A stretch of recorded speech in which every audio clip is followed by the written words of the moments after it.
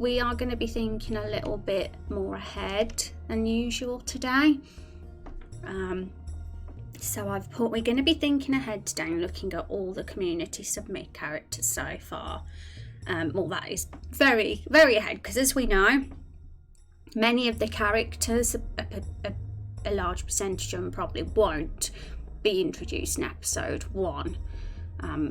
They'll be introduced in a future episodes. So yeah, we are thinking ahead here. It'll be the first time we'll be looking through all of them thoroughly and deciding the best players from in the world of Raindrop Chronicles. We'll make a rough map of like some biomes and zones and put each of the characters where we think they would be in the world based on their backstory, personality, race, appearance, etc. Then we'll decide which ones fit best to be introduced in episode 1 based on that, because we've got quite a big list of NPCs. We're going to get them up on our lore Bible in a bit, have a little look through each of them, and it's about time we consider, you know, sort place they'd be from, and then we can, you know, get an idea of when we might meet them, and we'll see. I'm excited though, this will be fun. Like that, the video keeps on spinning. Sorry to hear that secret name. We should have. Let me just check actually. We should have. I didn't check today. My bad. We have quality options, I believe. Although today was the first day in forever. Like I didn't actually check today if we had the quality options, but we should do. Yeah, we do. Just put the stream on the quality option for you, my dude, and hopefully then it won't spin. Hi Kira, how you doing? Hope you got that vehicle sheet I sent you and hope you liked it. You'll have to forgive me, Kia, because I've been very, very caught up with things this week. And my DMs are now closed as well, actually. So anybody who does want to send me stuff will have to send it in the Discord, the public Discord. If you're a friend of mine on Discord, you can still DM me, but I'm very selective now with who the friend requests I accept. Extremely selective, like. Only like 4 people are on there, I think, at the moment. So yes, but thank you for sharing, Kira. I apologise. Just being very caught up with stuff. Lots of stuff going on for me. Hello, Rose. How are things going? Hi, Zava. How are you? I'm good. I'm doing good. How are you, Zava? I'm glad to be back. I hate my internet connection. Yeah, quality options are a lifesaver though. Like I do stream in 1080p. But you can watch a stream on 360p if you want, you know. I for some reason I'm very lucky and I actually have quality options. Usually I believe that's only a thing partners usually have, but I like every single stream for the last couple of months I've managed to stream in 1080 with the quality options, so huzzah. I'm lucky. I feel honoured to be in the minority then, yes, that's real. Sending love to the awesome yes, you Rose are and Loki the very, as always. very minority. And thank you so much, Tetsu, for the 33 months. I appreciate that. That is a long time. Can we have some hype in chat for Tetsu? How are you doing, Tetsu? It's lovely to see you. And I hope you enjoy the lurk. Oh, sorry, there, posted the Sheen Creative Work View. Oh, awesome, Kia. That's probably the best place for it, because then everybody gets to see it then as well, and all the community get to see it all. And Rain Robot, that's not a good combination, yeah, because Rain would kill a robot, right? But this Rain Robot is OP. It's immune to Rain. Hi, Scaly, how you doing? It's good to see you. Having a good week, Scaly. How are things on your end? I'm okay, thanks. How are you doing? I'm doing all right. Getting on by as you do. Doing the best you can. I had the last stream off. Some of you might have noticed. If you're in the Discord, you'd have known why I did. But we're back now. It's waterproof. It is.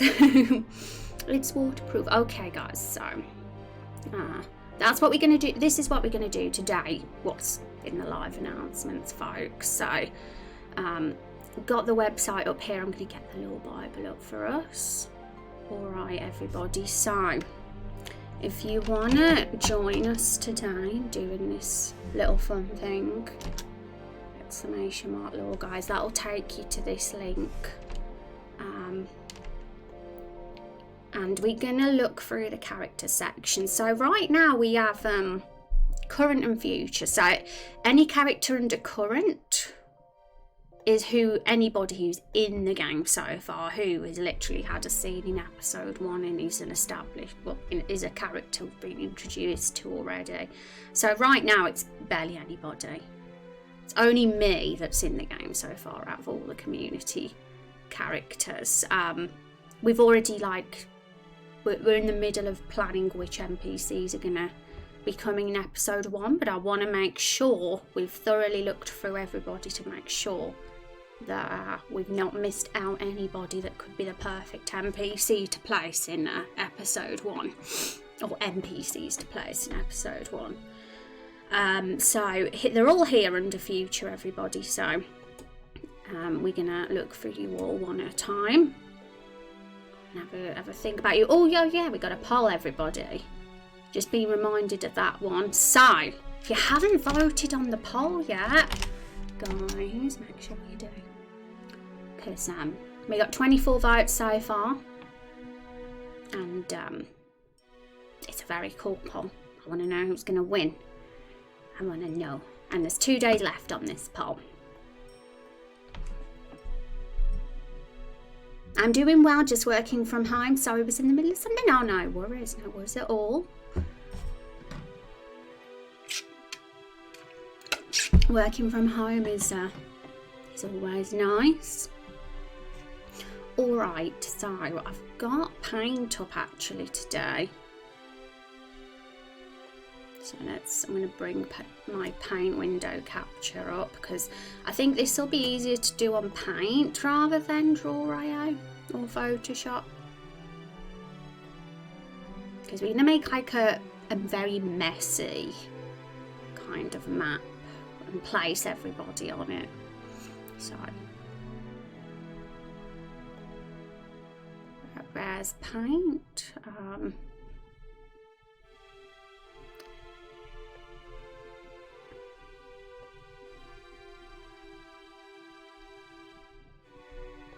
Right, I've got to fix it because it's going over our avatars, which we don't want. So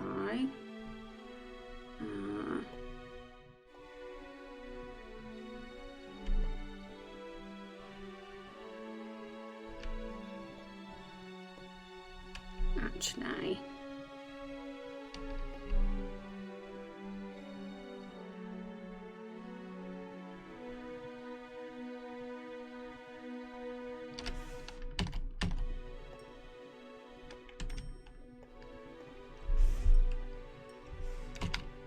that'll do.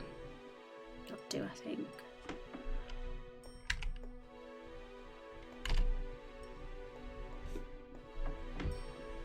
But for now, we'll just hide it. So, Rain Gang, hi Vagabond, how are things going?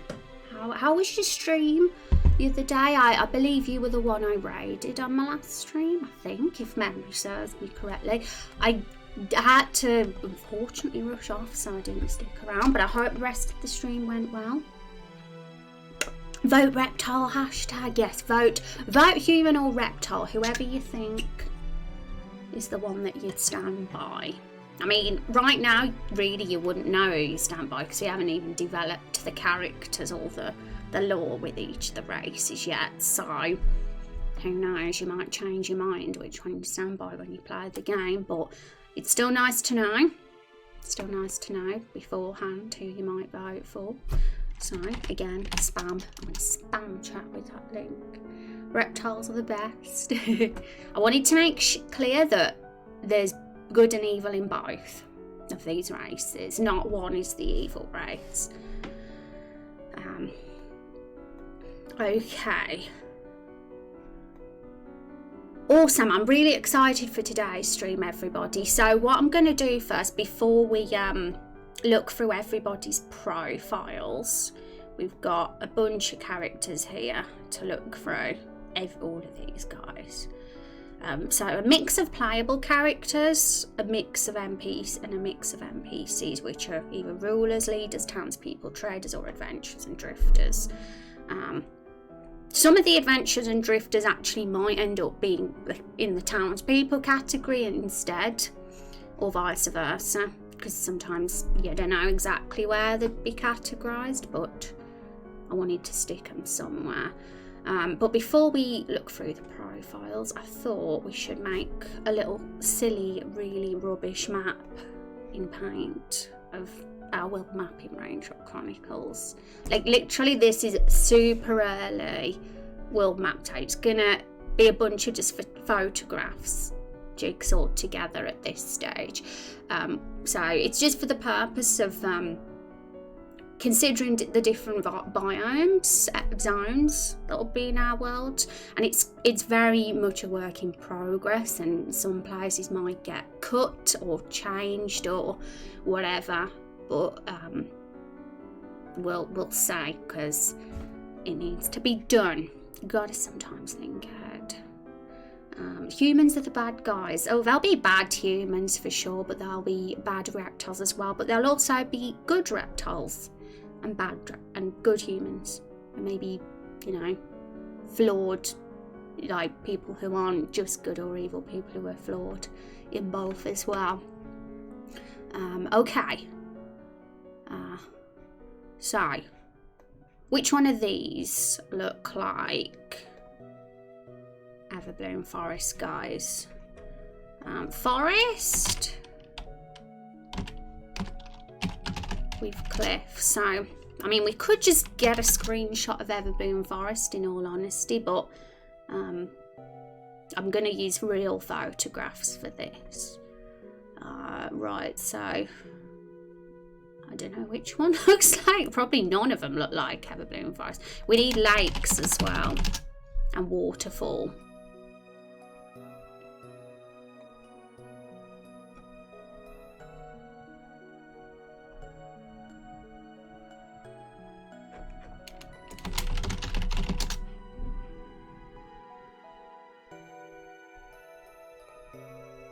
That can be Everbloom Forest. Copy. Okay, so what we'll be doing for the first half of the stream, we're just gonna get a bunch of photos, different biomes on this big white sheet, and then we will look through the profiles and figure out where they belong in the world, where they were probably born and where they're living now. Probably those two things. And it's very we might change things. Just because we decide something in this stream doesn't mean it'll have to be that way. Because there might be some that we could have like a few options for each of the characters for where they're from. Oh, hi, Sleeps Under Rug. Yay, sleepy time. Sleep is good. How you doing, Sorter? How you doing? It's good to see you. It's a bit of a small photo, that one. Can we get a bigger one? Copy. Ooh. So I've just grabbed a picture that's quite green and foresty looking, with lakes and cliffs, because that's Everbloom Forest, right? That's kind of what Everbloom Forest, which is our current area in the game, our very first area in the game. So if we look at our we go on the website, guys, I do actually have a world map here. This will probably change a lot though over time, but we needed a starting point, and I've kind of placed it on the east at the bottom. So we'll do that as well. We'll do that.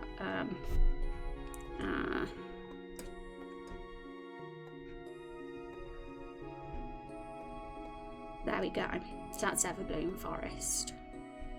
Shall we? Oh no, you guys can't see that because the stream overlay is cutting it off. So let's bring it across a little bit more actually.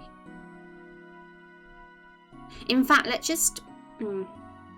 we'll hide the story suggestathon logo for now because it's kind of getting in the way a bit.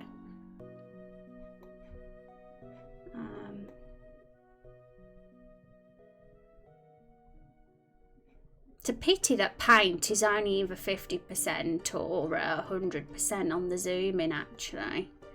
But I thought paint would probably just be the easiest to use for this. There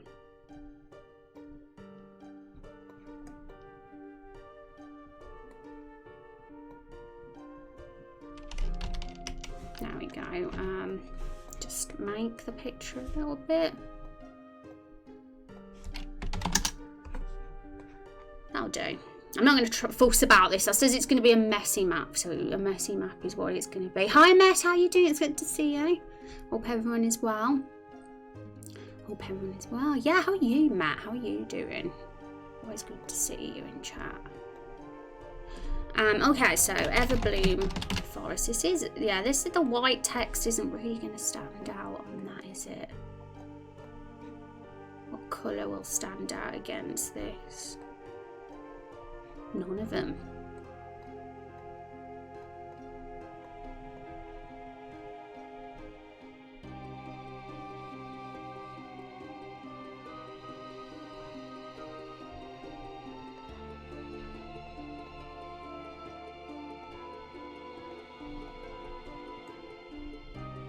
Okay, what's opposite to green on the colour wheel? I've drawn a blank. It's red, isn't it? Or is it orange? The red still doesn't stand out though.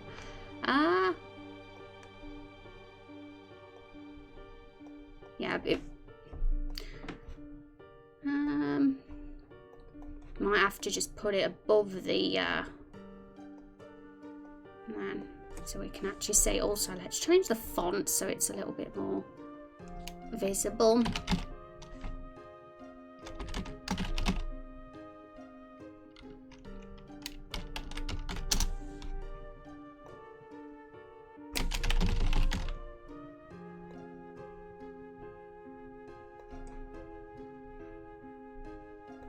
Okay, so that's Everbloom Forest. So as for other areas, we know that there's farmland nearby, so we're going to just get a random picture of a farm.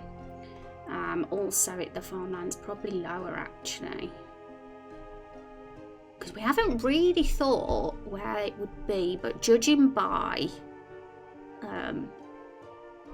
how our maps are right now, I'm going to assume it's going to be directly below it. Or maybe, you know, the southwest actually. Like I say, it's a work in progress, it might change. Okay, so back to looking for farm pictures then. And if anyone's curious what we're doing today, I can just pop in. It's in the Discord under live announcements, guys. Link I use a lot for that. Thank you, Ezria. You're so helpful. Appreciate it. Alright, so farmland. And our farmland is quite autumny. We have made like one map of our farm. It's not in the game as an area you can walk through yet. Probably won't be till episode 2. But it does appear in a flashback, so that is when you see it. That kind of is what our farm looks like, actually, what this picture looks like here. So maybe I'll nick this one. Also, if anyone wants to suggest biomes, feel free to, because that's what we're doing for the first half of this stream. We're just gathering a bunch of different sort of areas that you get in worlds and RPGs, you know, when you know, it's not just all forest, is it? There's going to be lots of different places. And I've kind of got a few in mind myself. I actually used Minecraft for inspiration of this, funnily enough, because they have lots of different ones.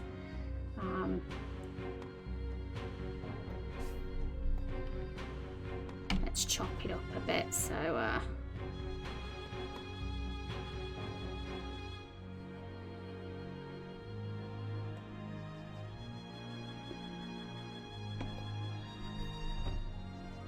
maybe somewhere like that. I mean, we will be blending our maps as best as possible, so when we do move into the farmland, there'll be like transition zones where it kind of looks half forest, half farm, so that it's all seamless and stuff. It'll be more immersive that way, and I quite like the challenge of doing that with the mapping. Challenge of making a big seamless world.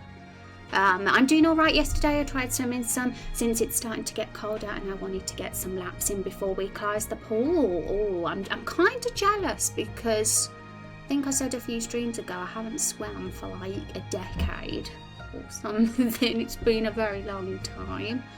So and I did used to enjoy it actually. Sounds super fun. Alright, so, and this one is unnamed farmland. Should we make this text a bit smaller? I mean, kind of want you guys to see it large enough. I think that will be visible enough.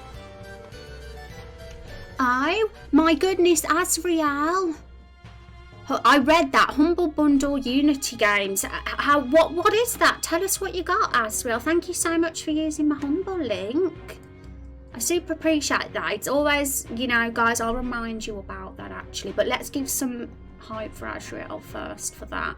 Thank you very much for using my link, Asriel. For when you know, I super appreciate it. Helps me. Super helps me. So thank you very much. And everybody, there you go. So that's my Humble link. If anyone wants to have a little look, if anyone's interested in getting anything on Humble, if anything's tickled your fancy, then I am a Humble partner. So you can use my link if you like me and want to support my content, because it a little bit goes to me, you know, and always helps me. Mixture of assets and games. Yay! Well, I hope it comes in handy for you, Asriel.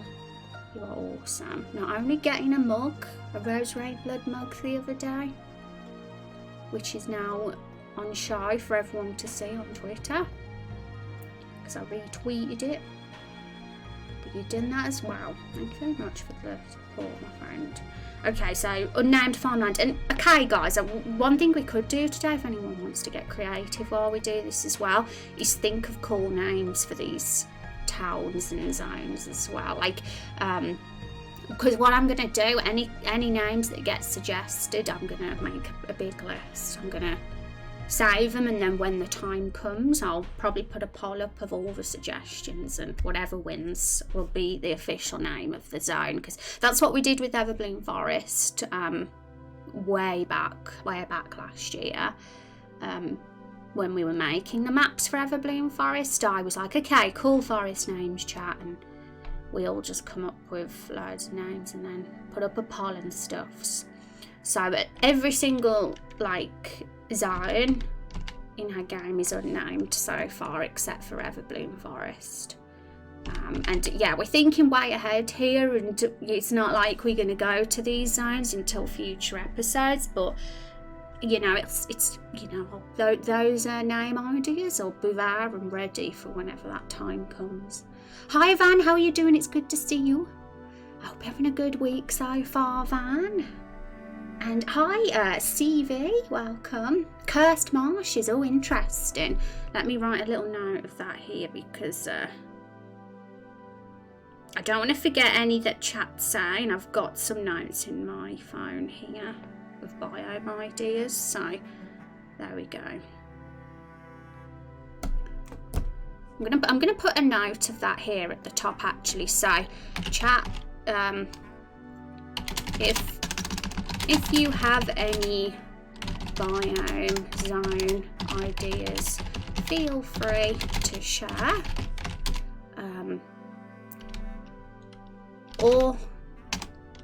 And if you have any cool name ideas for our unnamed zones.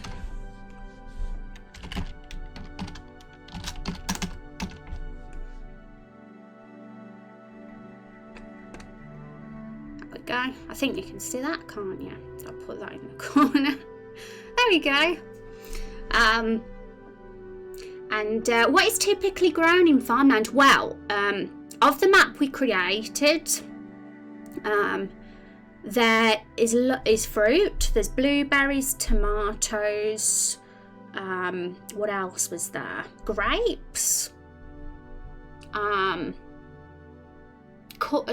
Wheat. I think there was a wheat field as well.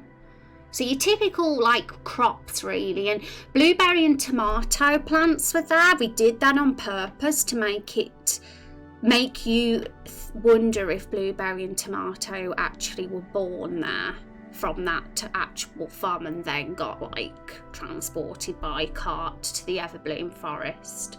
Obviously apple and lemon, the fruit characters, would have had to like grown from trees, so they'd more likely have been born at Everbloom forest, because there's probably going to be fruit trees in the Everbloom forest. We haven't made them yet, but it's looking like there will be a map of fruit trees somewhere in Everbloom forest.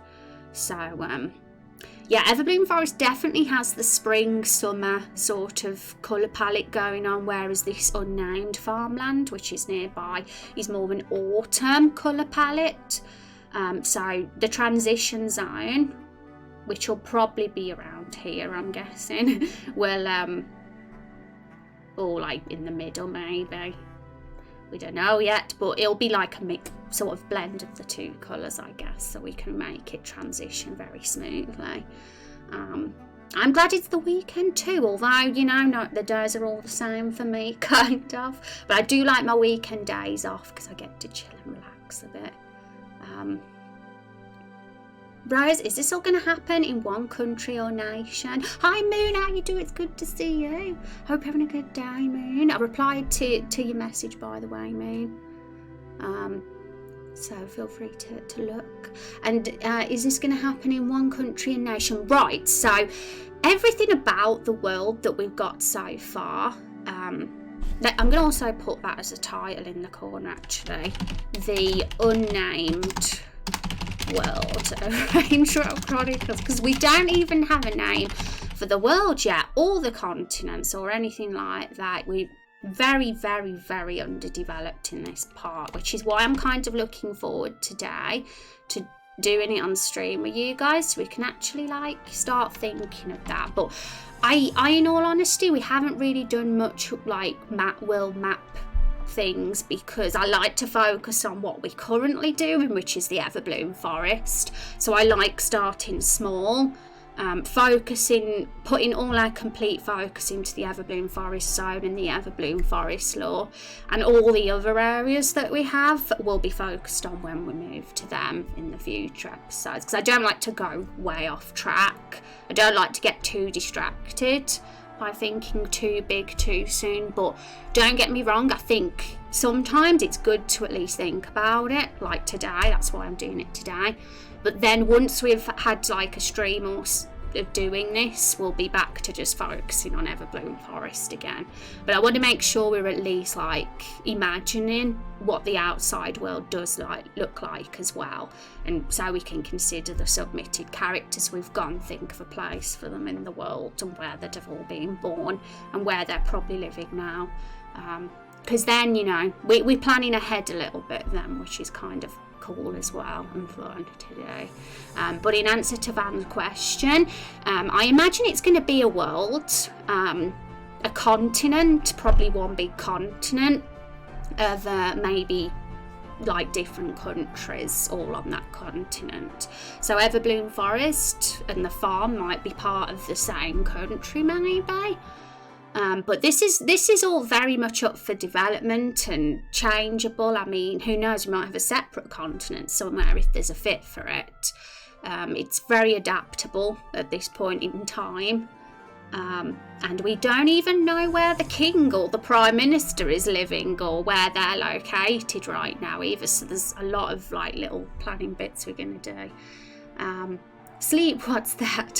Hey Rose, how are you? Hi Kung, how are you doing? It's good to see you. How are you? Moon's nearly got 1,000 raindrops. My goodness, Moon Shadow. Has anyone suggested an underground zone? Yeah. Oh, that's a really cool, because I've got some notes here, guys, and I actually do have underground, and I've got caves. Because we in Everbloom Forest so far, we had this like beautiful like flowery forest with cliffs and waterfall and lake, but there is a cave, so that cave itself is probably a bunch of like could potentially lead to a bunch of underground networks and things like that. Mine sewers, maybe hell could be underground, things like that. Like, it's good to think of the different like planes, I guess, and not just what's on the main plane. So thinking of things like underground, you know, mines, caves, hell, all that kind of thing, and sewers, etc., as well as higher up as well, is pretty cool. You know, cloud cities, space, all that kind of thing, if we want to go really far. Yeah, feel free to share. Let's let our creativity run wild today. I mean, whatever we put on this map, it doesn't mean the zone, all the zones that we put down here will make the cut. Some might not end up having a fit in the world. But you know, it's good to think of everything first and see what works and what you never know, because some things could surprisingly be super cool. I'm not Turbo. I am from the UK though, but I don't talk about my location on the stream. It's very dangerous for a streamer to do that. So if we start in a sort of eternal spring summer theme and go from there to a fall theme price, should the seasonal theme continue with a wintry price after that? Not necessarily. I mean, we don't have to get all caught up in like the whole season thing, because really the only reason I did a spring and summer theme, a spring and autumn theme, was just for variety, in all honesty, so that the farmland has a different feel to it when we go there, to give a bit of a clear like variety to the world, so that the players don't feel like they're still in Everbloom Forest. And it's nice to have variety. I'm just a fan of different colours and different things like that, but it doesn't necessarily have to be linked to seasons. Just variety all round is cool. But I can definitely see us having a winter place, but in all honesty, if we want to be realistic, a wintry place would probably be a bit further off, you know, where we are now, and maybe further north probably, but we've got to have one, because what's a world without snow and a winter snowy place? We probably need to think of how these are all connected together. Yeah, so that's what we'll do. Like, I think for the first half of stream, we'll just think of biomes, think of good positions for where they'd be, and then for the second half of stream, we'll look at the characters, the community submitted characters so far. We'll read their profiles, and we'll we'll get their avatar or their sprite up and sort of place them where we think they'd be from, and that'll be fun as well. And I mean, if we start, and I like the idea of underground cave system, maybe with some cool magic-filled rivers or waterfalls. Yeah, and you know, I mean, every single zone that we're going to put on this sheet will have like its own little town and city in it as well, and probably, you know, have underground tunnels. So Everbloom Forest has the cave. The farm might have mines. I don't know if mines is appropriate for a farm, but you know, there'll be different sort of things going on in the zone. We'll get super creative with them, and then we could have the underground areas among the mountainous area. Yeah, they'll probably be in the mountains as well, and That'll be interesting. Maybe a swamp. Oh yeah, swamp. You know, we gotta have a swamp in Raindrop Chronicles. The reason why is because it's called Raindrop Chronicles, right? And a swamp would be the area where rainfall happens probably the most. Like, well, you know, it's heavy with probably rain, and you know, maybe that's where all the greedy people live, who are like the politicians and that, who are, I know, that's something to consider as well. Like, where would the government be based in the world? Like, what sort of biome would the sort of king and prime minister be located in? Because we know that they have a bit of an agenda here. They're probably in control of where the raindrops are distributed, and maybe their location, where they've located themselves, like, benefits them in that way. So that's something to think about too. I mean, Everbloom Forest probably has rainfall. It's quite foresty, very green, so I can imagine it gets its rainfall. But it's also a very humble and tribal place, so the people living there aren't very well off. So it's kind of like there's this system in place. The government are kind of taking the raindrops away from them, so they're not getting wise. Hi Richard, how are you doing? It's good to see you. Hope you're having a good day. 13 months. Thank you so much. I appreciate that. Let's have some hype in chat, guys. Let's have some hype for that. 13 months. How are you doing, Richard?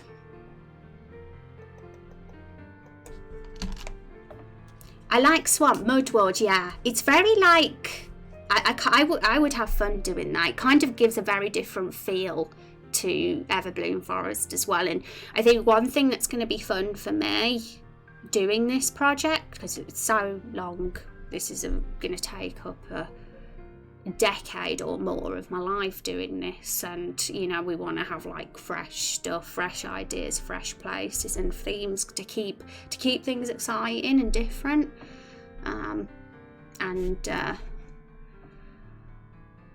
or like another forest, or the trees are all dry giant mushrooms. Yeah, so there's gonna be, it's good to think of different forests as well, because I've got here like a jungle or tropical forest, or a dark forest that is sort of like a swamp as well.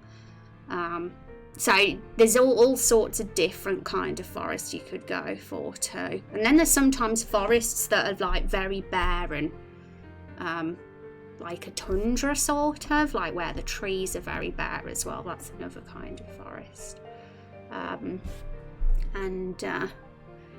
It could also be further south if we make the continent be on the southern hemisphere. Yeah, and this could get moved around a lot, guys. So wherever we place things today, things are very, very up for being adjusted, you know, because nothing's set in stone here. Or if we're thinking that the mountains might be further north, then maybe we could put a meadow grassland after the unnamed farmland. Yeah, and to be honest, a grassland and plains could be a good transition between the two as well. Like, you know, as the cliffs get flatter and the trees get a bit more sparse as we get to the farmland, I could imagine that sort of being a sort of grassland area, the transition maybe. So, love the enthusiasm and passion you always show when it comes to Chronicles Rose. It's a lovely thing to see, and it even helps motivate me to do things. Thank you, Moonshadow. That's super kind of you to say. I appreciate the kind words, everybody. It keeps me going to hear the nice words from the community.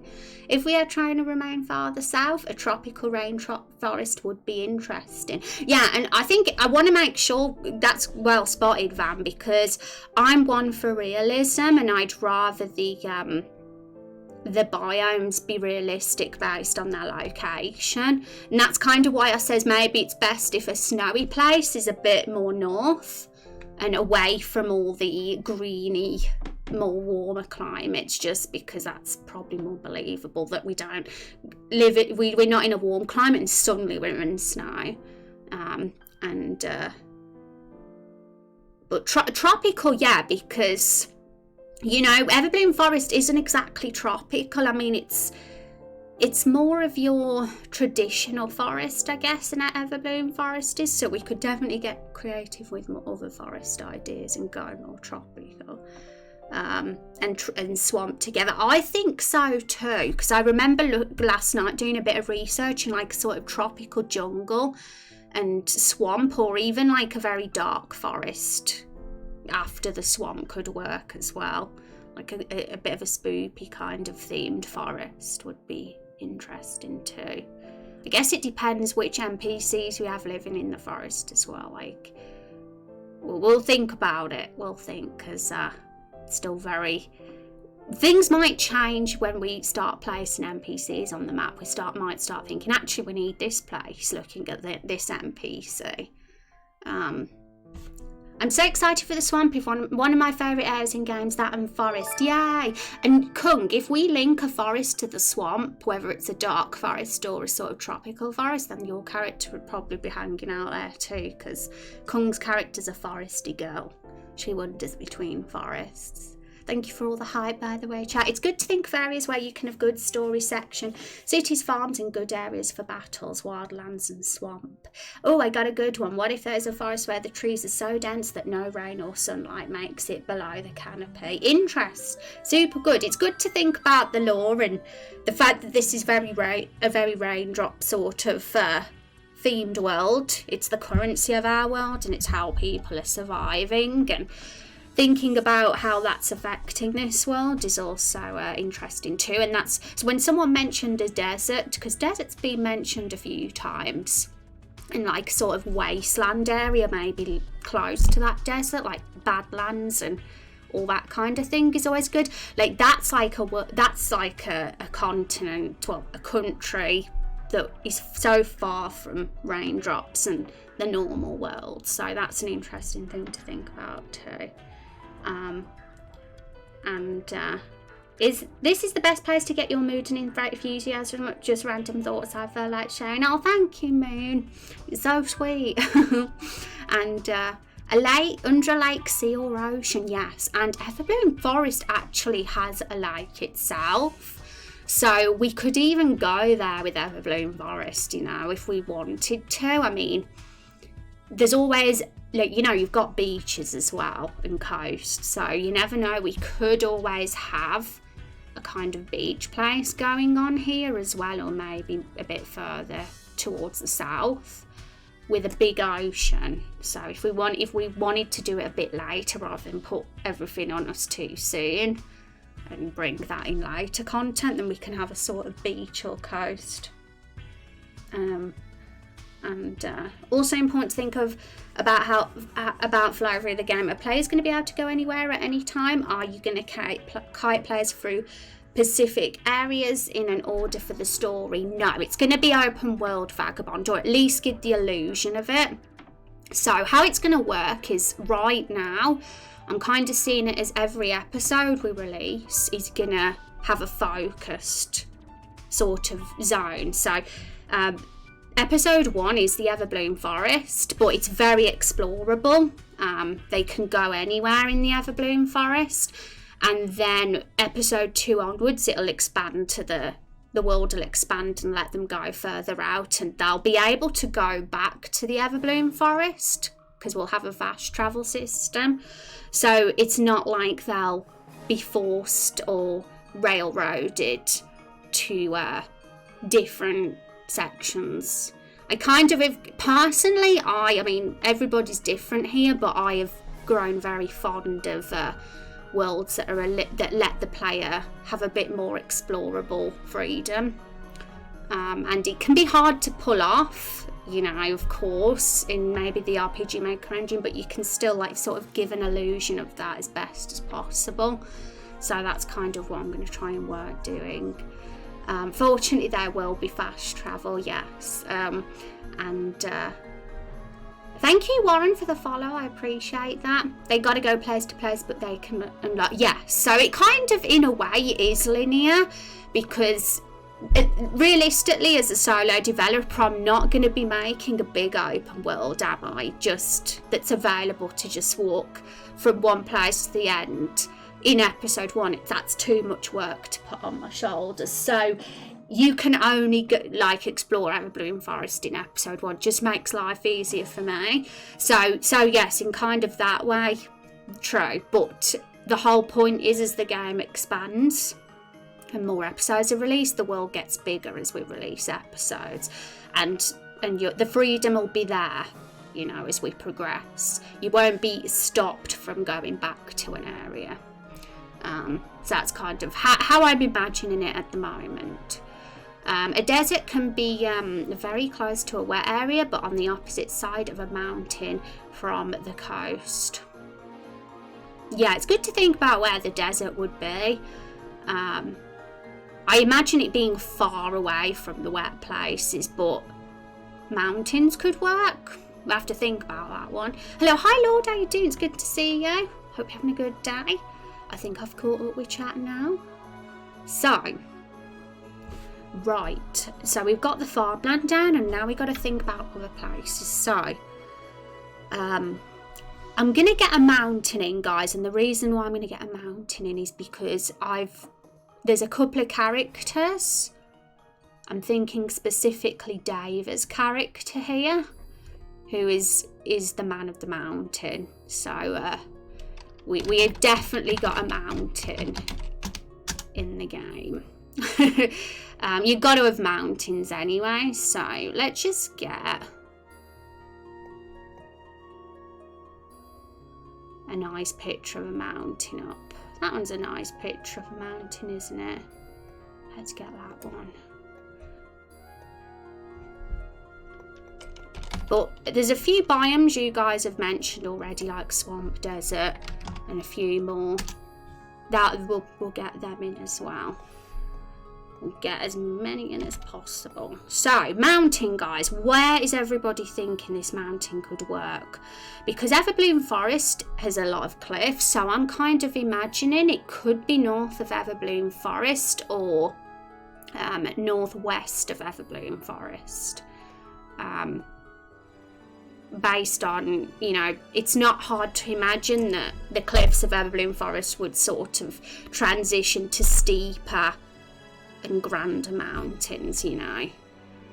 So I definitely imagine them being more north rather than south. I imagine the land getting flatter as you go south. So probably either straight north or north west is my first thought. Keep in mind the level you expect players to be at in each area. Maybe even note it down, because unless you've got a level scaling mechanic for enemies, it'll be likely players get overwhelmed or under challenge wherever you go. Yeah, so level scaling is when, let me just remind myself, that is when the enemy levels with you, which I personally, don't hate me guys for saying this, because some of you might love this and adore it, but I've always hated level scaling, because it kind of makes you don't feel that joy of like the progression, you know. Like one thing I love in an RPG is when you go back to an area and you realise how strong you've gotten because you're killing all the weaker enemies much faster. But then with level scaling systems, everything levels up with you, so the joy of the progression is kind of taken away from you a bit. I know Final Fantasy VIII did that, and Final Fantasy VIII is one of my favourite Final Fantasies, so no hate on this system, but that is one thing they did do. I remember they did a level scaling thing. Hate level scaling, 2 exact same reasons, yeah. So I think I would like to do each zone will have like different levels. Like Everbloom Forest would obviously be its early game, so it'd have the weaker enemies there compared to the other zones, which will be much higher. The farmland place would have the second weakest bunch of enemies if it's where we go next. So every zone would have either easy, medium or high level enemies based on how the point we go there in the game. So yes, it is linear. I mean, let's face it, if we're travelling the world through each episode and going where the story takes us, it is basically a linear game. but I kind of want to make sure we don't make it painfully linear for players. I want to kind of give that open world illusion and keep it open. No invisible wall crap. Make sure that everywhere you can walk, you can actually walk. Because I always get frustrated in games when I see somewhere and think I can walk somewhere, but I can't. So that's, I'm kind of going to try my best. I'm going to challenge myself to give that illusion of that. And I think obviously being able to revisit past areas as well, if you wish, kind of is a nice little perk. So a karst biome would be really cool too, northwest and higher up. Yeah, so for now I'm going to put it here. We'll put the mountain here. I'm probably going to have to make this bigger actually, because we're running out of room already. What's a karst biome? I'm going to have to write that down so I don't forget actually.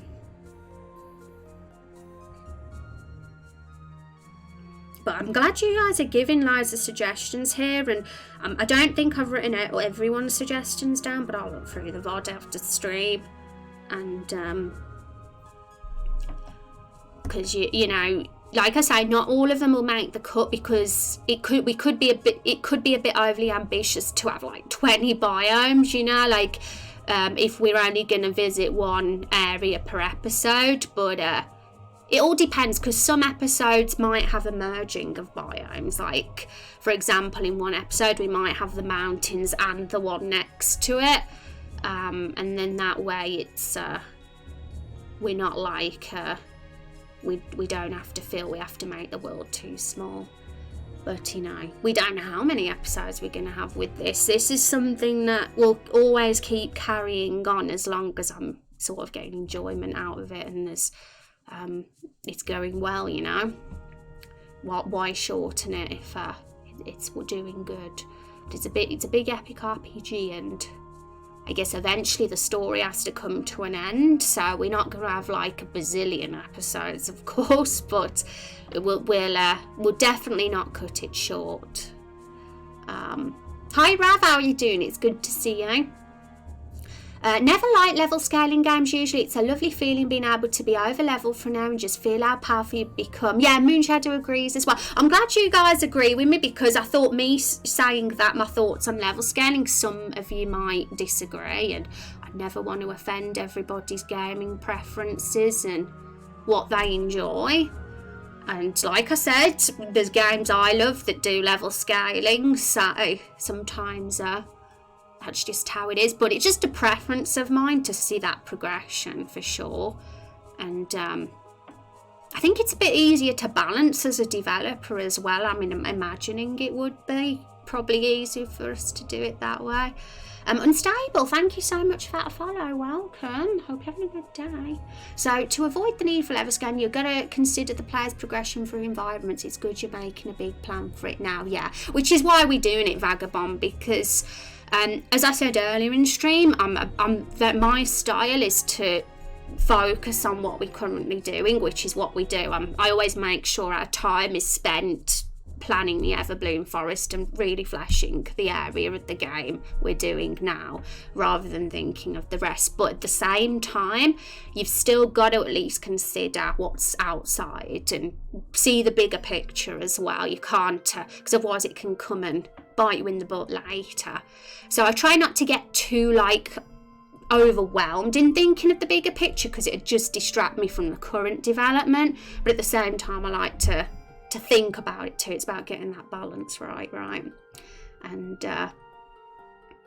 thank you very much for that link, Van. I'll make sure I get that saved. I'll have a peek at it in a sec. Get my notepad file up. Have a look at that one. I'll just catch up with chat first. Oh, you guys like it? And the caves under some of them are beautiful. Well, yeah, make sure you guys share your favourite biomes with me, because that'll be they'll more likely end up in the game if you've mentioned them to me. Otherwise, you know, they could just get forgotten and not included in our world. I prefer no level scaling as well, yeah. I think Skyrim had level scaling, didn't it? Or am I wrong though? It's been blooming ages since I played that game properly. Or was it both with Skyrim? Was there a mod for both? I can't remember. I wouldn't want level scaling across the board, but it could be nice to scale a specific rival adventure character, have new enemies invade an old area after a certain plot checkpoint. Yeah, I'm going to do whatever easiest for me development-wise at the end of the day and kind of make sure I'm like sticking with my own preferences and likes along the way. Archipelago allows for cases of insular dwarfism and island giantism. Oh, okay, let's save that word too.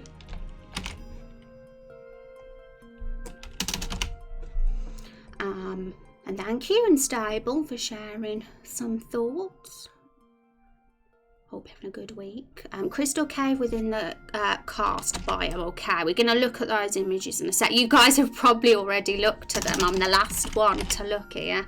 Really cool biome, which you do a little Google searching, not something you're seeing every day. Okay, so I'm gonna actually open this in my incognito.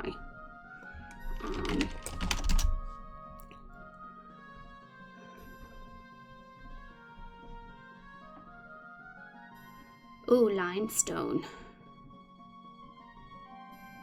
Interesting. So where would you guys, if we were going to have a cast biome in our game, where do you think it'd be located in comparison to Everbloom? I guess we'll have to do more of the map first to have a better idea. It could even be maybe the transition between Everbloom Forest and Mountains, or maybe I'm wrong there. Maybe it needs to be completely in a different place. Because I'm a noob with cast. This is a new biome to me. You don't see it every day, but it's very pretty. Thanks for sharing that one. Sorry just dropping out alert. My Skyrim does level scaling globally, but dungeons get locked at whatever your level is once you enter them for the first time. Oh, cool. Thank you for letting us know that, Ray. So when you return to a dungeon after a long time, it'll still be low level. Awesome. Every game's different, you know, like every RPG does it certain way. And I think they're all, you know, you get used to how a game does it in the end, and it's really not a big deal. It's all just whatever's a fit for the game best. I've loved games that have level scaling, and I also adore games that don't. But my personal preference is, yeah, not level scaling. Cast is a topology formed from the dissolution of soluble rocks such as limestone. Oh my gosh, is that coming from your own knowledge, Fan, or are you copying and pasting that? Because subterranean drainage may limit surface water with few to no rivers or lakes. Interesting. But yeah, guys, if you mention a biome and you can imagine where it would be in the world, feel free to let me know. So unnamed mountain zone.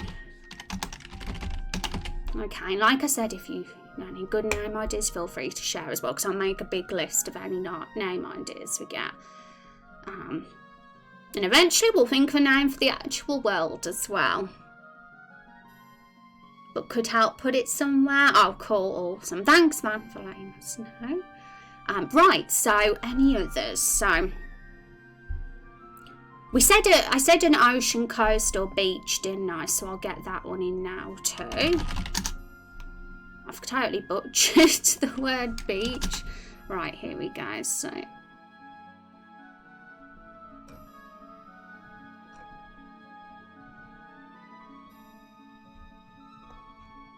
this one will do.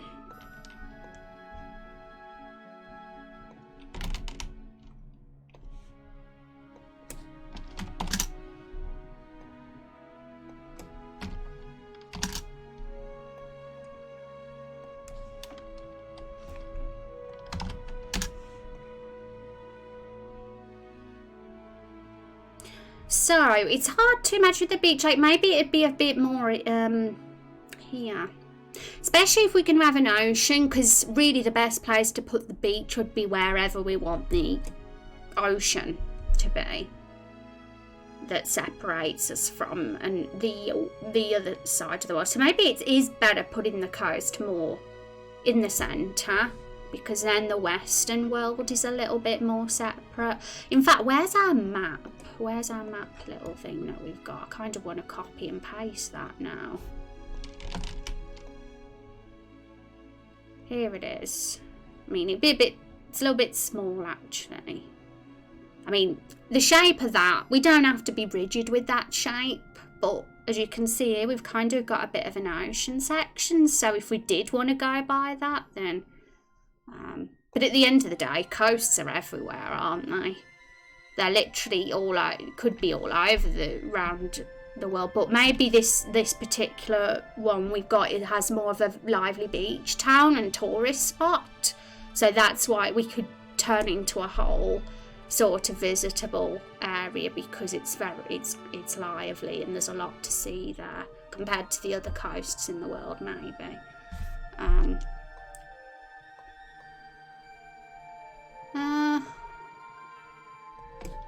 But feel free to give thoughts about positionings for these zones I'm placing on the map.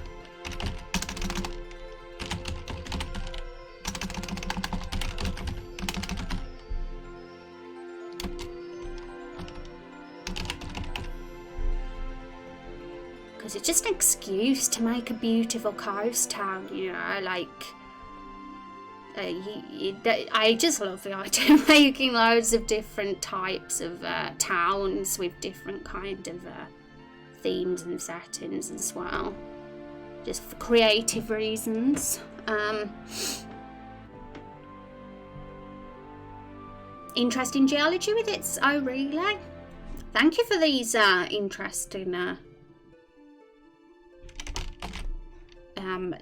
things you're giving us and stuff, but I'm gonna keep them in our notepad file because I want to read up on these later.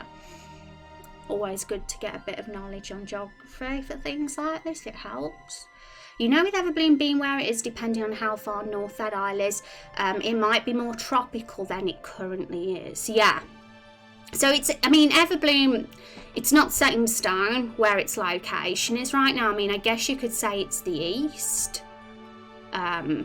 But it doesn't necessarily have to be south. It can be more east centre if we want it to be, if that's the fit, because we've already kind of set in stone the appearance. We know it's very floral, and we know what it looks like, so we're not going to give it a complete overhaul now. So if we have to move it a bit further north just so it's more realistic for it to be there, then so be it. But that would mean we'd have to, it might be down here, but yeah. I don't know if I'd want to put two forests together. But, you know, realistically it makes sense for there to be ocean here when you think that there's lakes and rivers that would lead out into the ocean. So I don't know.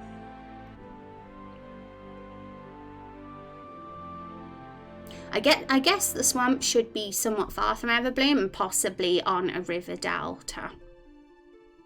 Yeah, so swamp.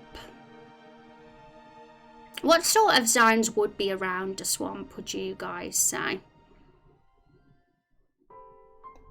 Because we can get the swamp in now, maybe.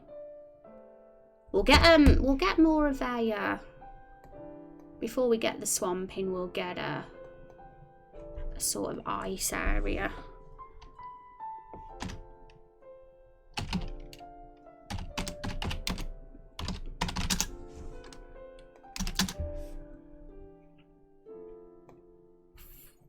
Something like this is really cool.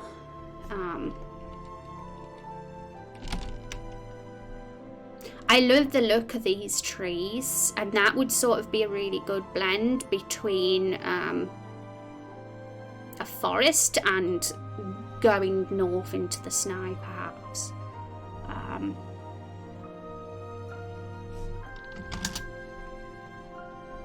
But that would be more north. Maybe the other side of the mountains. Or maybe there. What do you guys think? Like super north or... Because maybe, you know, Everbloom probably wouldn't have snow near it, so it might make more sense to be more here or up there even. Might need to make the map bigger now. Biome like Yellowstone would be interesting as well, given then it's a volcanic spot and has hot springs currently. Oh, good one, Unstable, because I was actually thinking of that. I thought of a volcano kind of biome, or, you know, that going virgin on a volcano, and desert, sort of Badlands area, and that kind of place, a savanna. Might be round where that kind of area would be, or close. Icy Park could be nice too, Northeast US, Canada or Scandinavian stuff. Yeah, like we got like this sort of snowy bit here, and I can imagine it would further north we'd go into more snowy territory and things. Gotta make a snow town village in a future episode, you know. Snow's always good. Swamps can transition into either a forest or grassland without too much difficulty. Yes. So,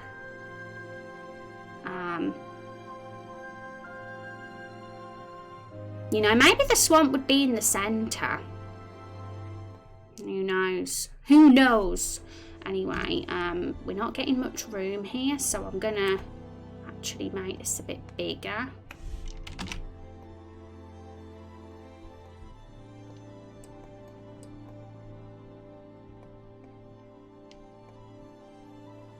But, like, you know, things, like we said, we might put them somewhere on the map today, but then decide next week or next month or next year to change.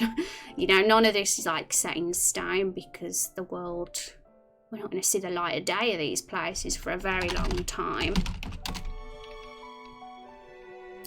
The word for this is tiger, is that how it's pronounced? Kind of, I don't know, I just saw it online and I was like, what's that? And I clicked and I was like, oh, that's pretty. I love those kind of trees. But give your thoughts, guys, if you wish, like where, if you imagine this to be here. I'm just sticking it here for now, beyond the mountains.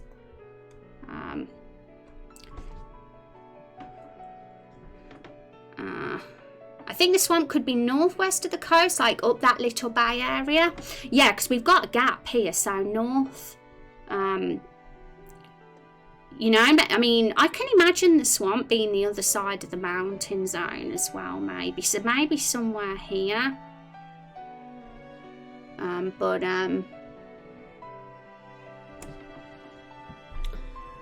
Yeah, it's hard to imagine because the whole beach and that might, you know, it's looking like it's, you know, the beach could be moved. It's a little bit hard to decide where the beach is going to be yet, but beaches can be wherever we want them to be, but wherever we have our big tourist town beach in the game, I guess, will be where we have the actual beach zone. So you can find tropical rainforest and marine biomes usually around a swamp biome. Okay, interesting. So we did, I think we said that earlier in chat, didn't we? We said that maybe the tropical forest should be part of the swamp. But there's a certain character in the game that is actually from a dark wood or has been to a dark wood, so we need a dark wood in the game as well. And I personally think swamp and dark wood sound good together, but maybe the tropical forest the other side, maybe the swamp can be in the center of the two, you never know.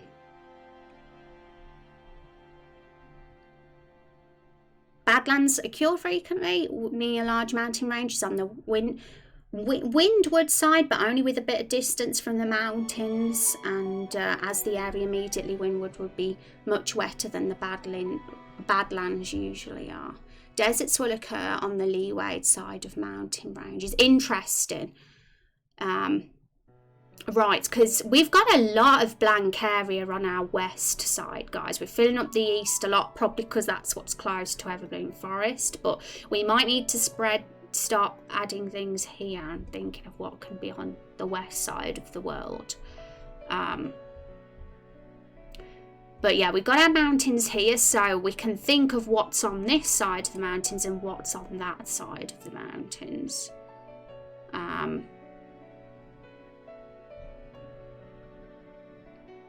So leeward side, what's leeward side? Well, if you think Florida, you can find swamp, beach and such all together. Yeah, and you know, beach, swamp, it works. It's very wet at a beach, isn't it? And swamps are wet too. I'm thinking of that highlighted square for the swamp section right now, but I don't know. And that would make it more of a centre place in the world. It kind of leaves a lot of the west for maybe the beach, like the deserty place, but you know, from what Unstable said, maybe it would work to have the desert close to the mountains.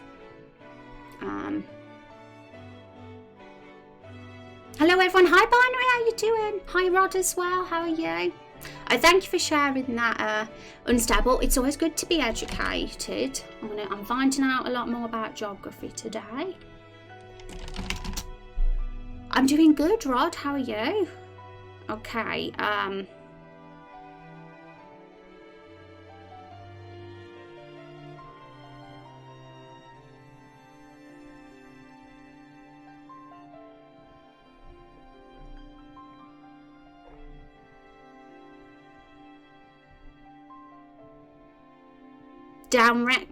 Direction downwind. Well, it could be anything then, right? Whatever direction the wind's going, I assume, which you know, could be either, but we've got a gap to fill in here.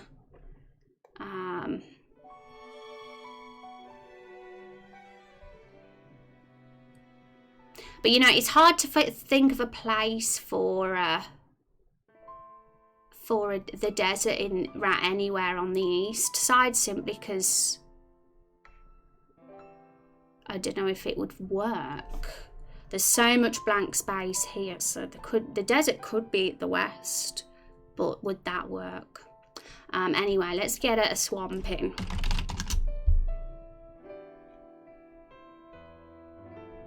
Swamp time. Ooh.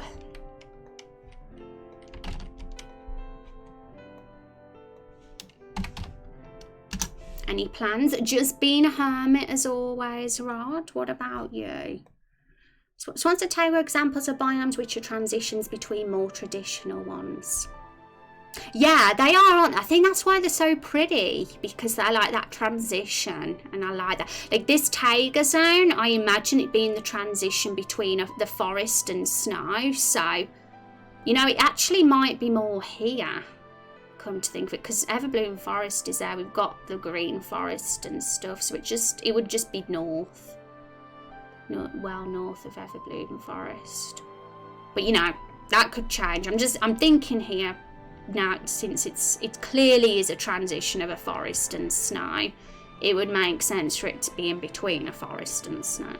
We'll have to put a snow area up here at the north, and our swamps here. So yes, I'm kind of with you, those of you that mention that it might be by the beach, and I kind of imagine it being at the other side of the mountain as well. So maybe here. But if we got our beach here, that means we've got an ocean here, which means that we've got potentially a whole new continent, or just the other side of the continent on the west. So other zones that we know that we want: a desert, savanna, wastelandy place, a volcano place, badlands. They're like really and obviously the tropical jungle as well that was mentioned. That's one as well. I guess a tropical jungle could be next to a desert. Just a little bit further north, I guess, where it gets a little bit more wet. And then So if we have our tropical jungle here, because it says next to the swamp, didn't we? So if we had a tropical jungle here, and then there's ocean below it, then we can start thinking of the desert to the west of that tropical jungle. Hi GTA, how are you doing? It's good to see you. Hope you're having a good day.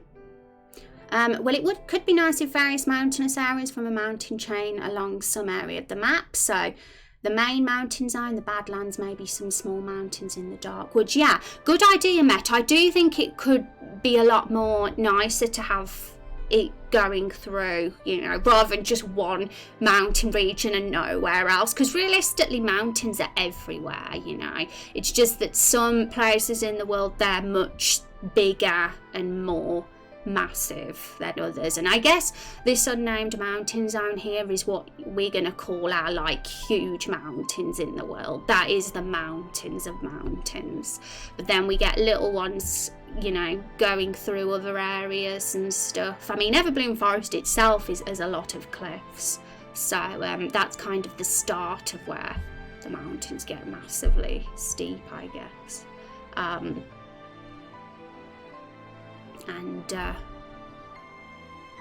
Okay, so yeah, we'll think about where the mountains could chain a bit more when we've actually got more of our zones on the map, even if we just do a little scribble to sort of imagine where they'd be. No, I haven't, Rod. I haven't seen it. Is it good? Well, I live in a desert, and to the east of me there are mountains, so I could think it could work, yeah. And as Met said, mountains in the Badlands. But I don't think it would be these mountains, because these give me much more of a vibe of a wintry kind of mountain, like more of a cool mountain setting. But I think we can have another group of mountains that sort of connect to this one, like a chain, as Matt mentioned, that have a different sort of feel to them. So we'll look for another kind of mountain zone in a bit to go maybe here that will kind of be more towards the Badlands and desert place. Let's look for that now, actually. So for a good picture. So something to looking like these kind of mountains, I'm thinking, actually, which are perfect for Badlands mountains. Like, I guess that they can chain together, I guess, like that. What do you guys reckon? Let's make it a bit smaller though.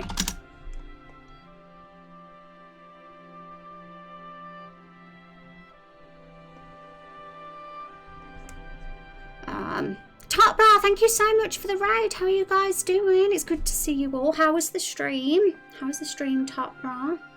And don't worry, I haven't forgot about the cast either, guys. We'll think of those super lovely, unique biomes and where they can go once we've got our main ones in. And see where they'd be like a really good place to fit them. Big rugged mountains are newer, whereas smaller rounder mountains are older. Oh, that's an interesting point as well. So yeah, I imagine them being the big rugged mountains. I don't know. I imagine this would be the like real humongous mountains of the world, whereas they get a bit more redder and flatter here to like kind of link with the desert theme that we're going into a bit more, maybe.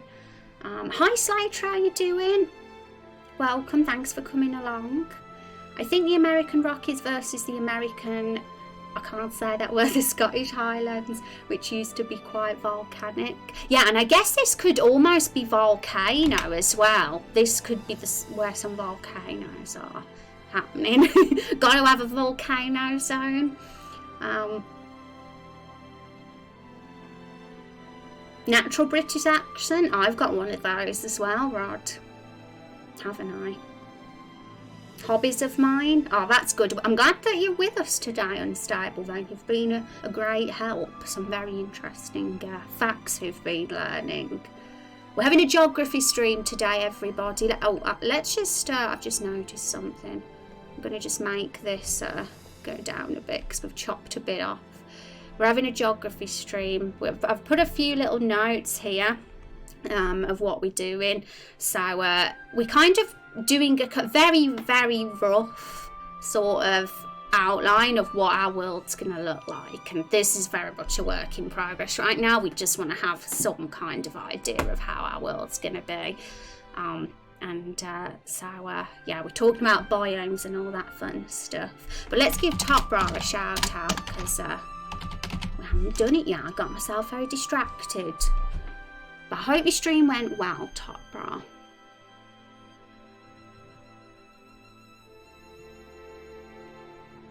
My wife loves the geology history of the Scottish Highlands. Even I have to admit, it's pretty cool. But anyway, it's out absolutely beautiful up there. Oh yeah. Well, I think that would look like the Scottish Highlands. This mountain here.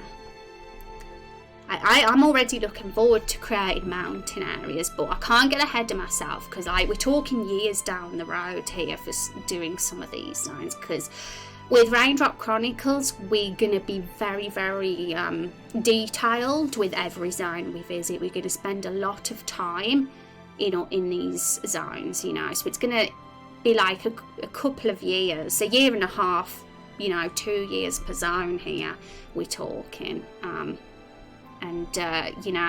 Some zones might be merged together. So, for example, we might end up having the mountain and the taiga in one episode if we wanted, and the swamp and the jungle in one episode. So it all depends, I guess.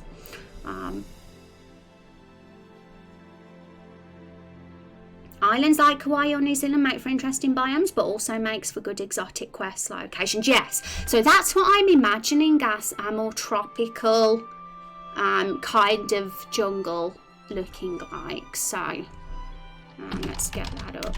I'm going to get a tropical one now.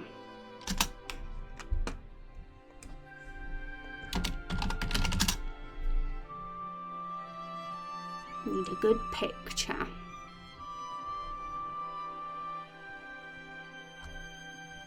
I kind of want it to look different to the ever-blooming forest.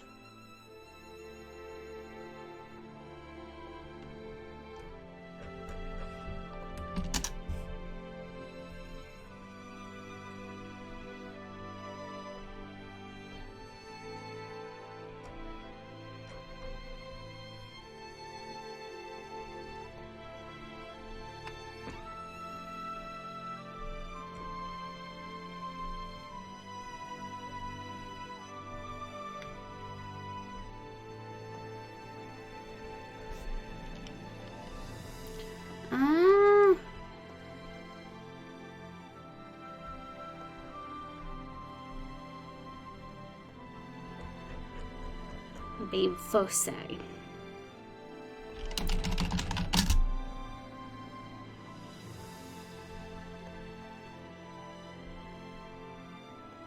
Something like this. I think I've found a really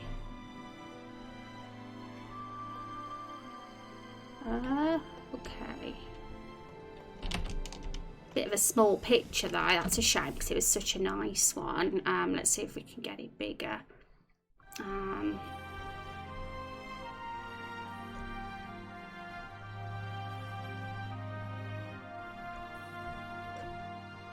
I've lost it now. Here it is, I think.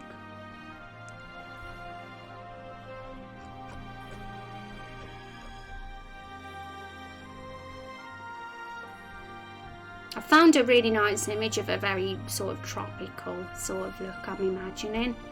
So hopefully this one's big enough because it was super small. There we go. So this one would be even more like packed full of dense. I think one of you in chat mentioned earlier very like dense trees and plants and that, and just ridiculously tropical. So I mean that's just an example of a picture of what we could go for. But resize Western magic, yeah, could have typed that in. that'll do for now. But thanks for the reference, because it, you know, it might come in handy when we want to start looking for a.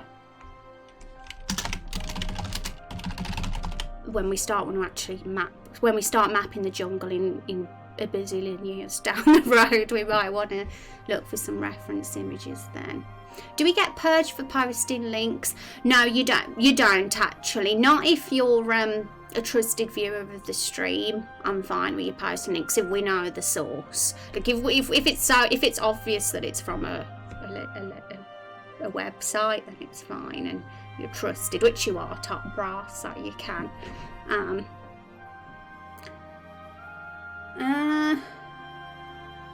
If I want a charming movie, oh my god, I can't remember the last time I watched a movie. I should watch one. Oh, looks like this, and that's on the drive to the Highlands, so we go through it every time we go up north. Nice reminder. Thank you so much for sharing, Top Bra. I'm gonna have a look at this image. That's very pretty. I like the area around the mountains as well. Very nice. So that sort of area could like find itself here, maybe.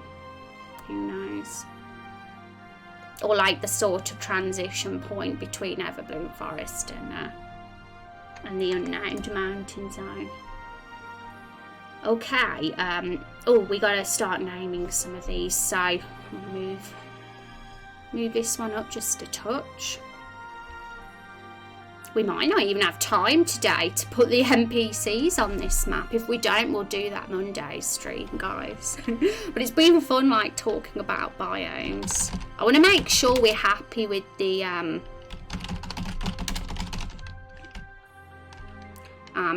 biomes we've got here before we begin placing NPCs on the map. So, what's the difference, would you say, between these two mountain zones? Because I kind of want to like give them different names.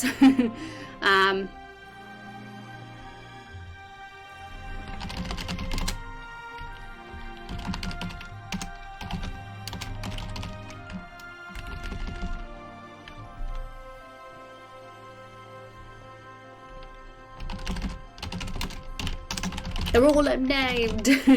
Unnamed swamp zone.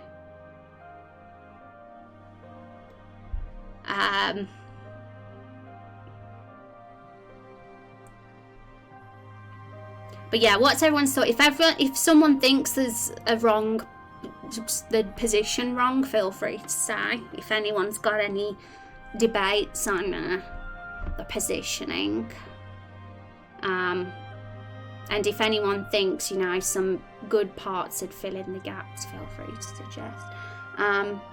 If memory serves, that's an old lava flow, the entire flat area covered in multiple layers of lava flow.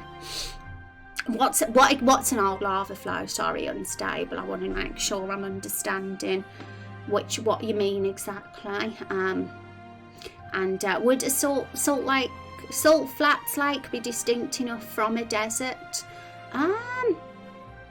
Salt flats lake. Let's Google that so I can get a visual.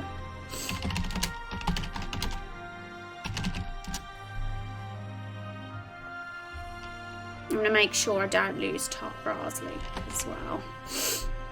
I'll put that in my notepad file.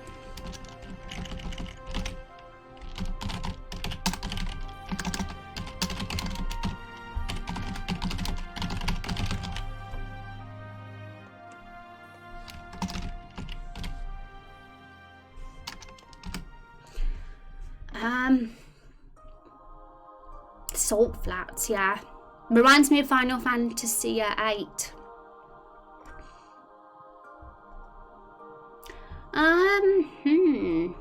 Yeah, not nice biome.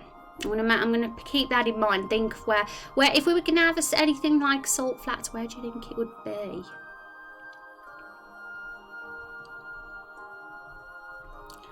Is this a Final Fantasy 13? Oh, it is. We got the title of the stuff at the top corner of the stream, folks, if you're curious what our music is.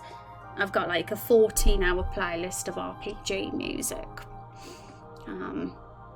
I guess the dark woods are set up to be wedged between the swamp, forests and mountains. Yeah, what I'm imagining with the dark woods is that they'd be part of the swamp zone. So if we were going to have a swamp city, like say if the capital's in the swamp, which we don't know for sure yet, but if the government are greedy and they want to go where there's a lot of rainfall, which would be the jungle and the swamp, you know, if we're thinking what areas would have the most rainfall here, it's probably these two. So, you know, they could have conveniently built the capital here.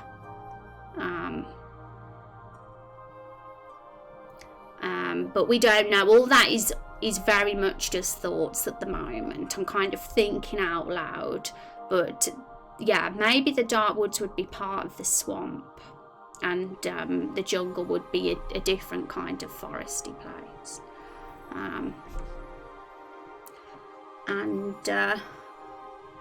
Thought my inland sea which evaporated the water couldn't drain out because of natural dams. Here, heading off. Hope you have a good evening, weekend. Talk Sundays. You take care, Rod. Have a good weekend yourself. Thanks for stopping by. Hi, Sympathy. How you doing? And the Rannoch Moor is right next to the Glencoe, which is a very dramatic bit. Thank you. Because, you know, today, I mean, hopefully we get all the biomes we want in today, but, you know, it's going to still be a bit rough around the edges. But I'm happy that we're, like, kind of thinking about this. The geopolitics of the terrain are interesting, but a topic for later discussion. Yeah, and if anyone wants, like, any of you guys here have any, like, good geography links or really cool things to read, feel free to pop them in the Discord or anything like that. If there's anything that you specifically feel like, oh, Rose needs to read this, then don't be shy about doing that. If we forget to do it on stream or anything's forgot. And you love the blue cat. I have a real fluff cat meow next to me. Yeah, Sympathy. That is Azriel's character in the game. Azriel Studios character. He's the blue kitty. And I think he's the only kitty in the game so far, actually. So we need more cats in Raindrop Chronicles, that's for sure.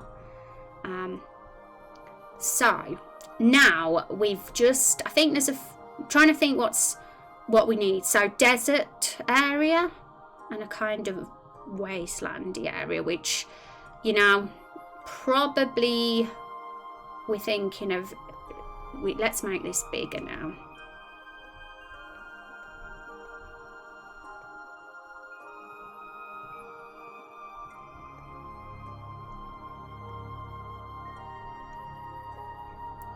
Find a desert.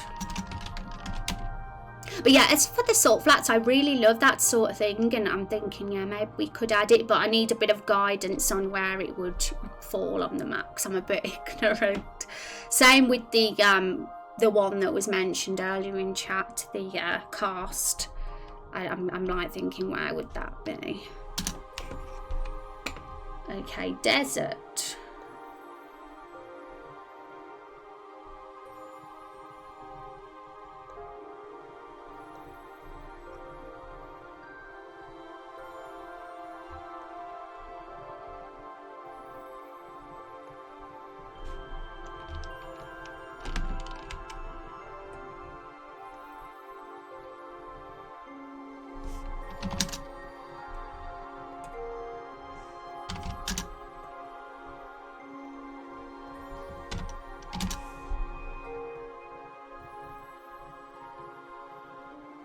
So I'm thinking the desert might be here, and the sort of more of a wasteland area, like where the mountains are, maybe. Let's just get the wasteland in first.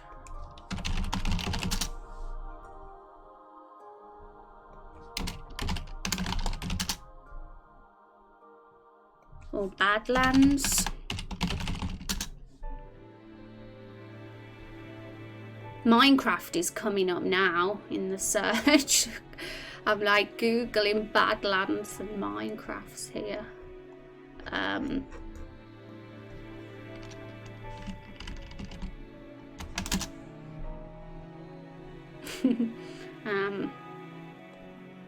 Yeah, and we're getting the mountains sort of, so yeah, it kind of maybe would fit.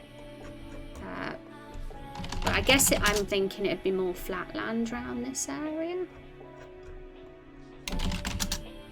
The game wasteland is coming up now. COD, Call of Duty, should we use that? Oh my god. The Great Salt Lake has a lot of salt flats around it, and Death Valley in California. Oh yeah, Death Valley is like a super creepy name. I wouldn't want to go there. But yeah, I want to know where it would go in our world if we were going to have salt flats, because I'm like super like intrigued.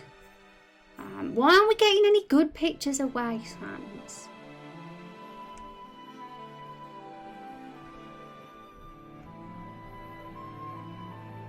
Wow, that's pretty cool. Maybe we should use that.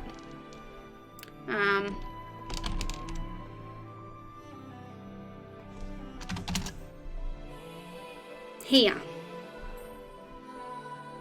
So as the mountains start to get flatter, we get more of a flat kind of wasteland area where it's not like desert, it's just like flat, like no sand, but very kind of, you know, hard way of living there, you know. Everybody living there's a badass and a survivor. And I guess there's a desert here.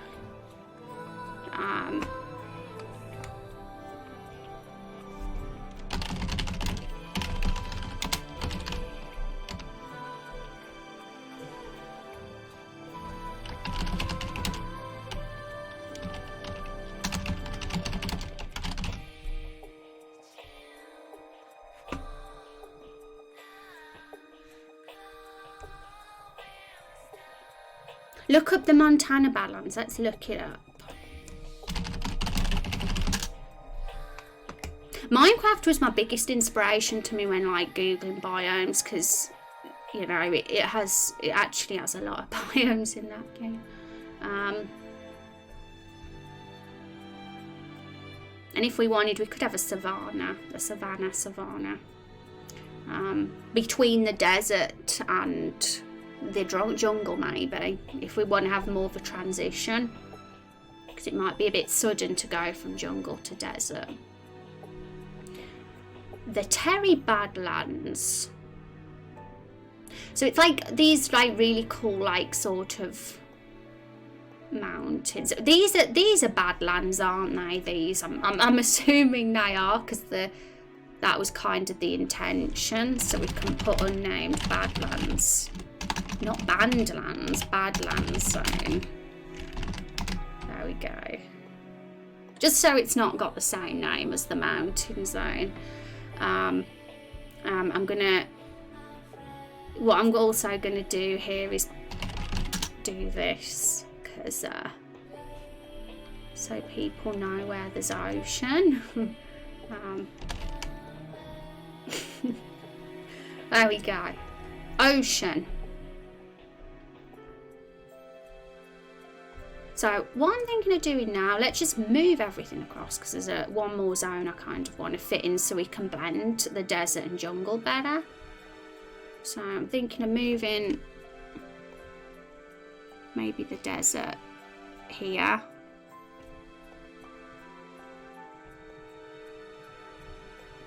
Let's give it more gap here.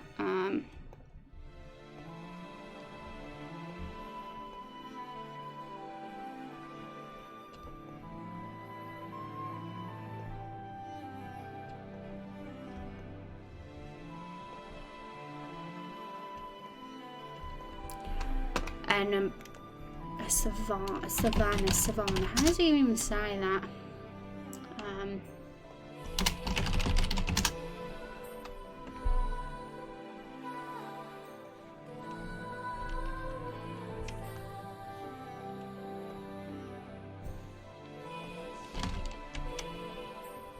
I'm from what my mind is telling me, that it'd be a good transition between jungle and desert.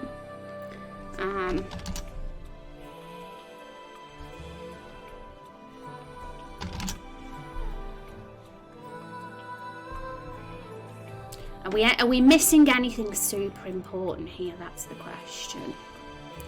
So we're starting to get a lot of biomes now.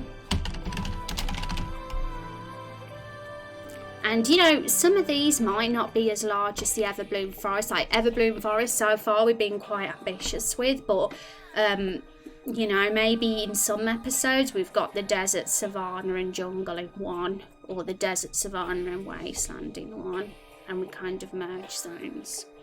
Because we got 1, 2, 3, 4, 5, 6, 7, 8, 9, 10, 11. Is that 11 or 12 zones on this map? And you know, 12 episodes might be a bit much if we're going for the 1 episode per zone thing. So, you know, some episodes we might like have 3 zones, but it's like all part of the same theme then.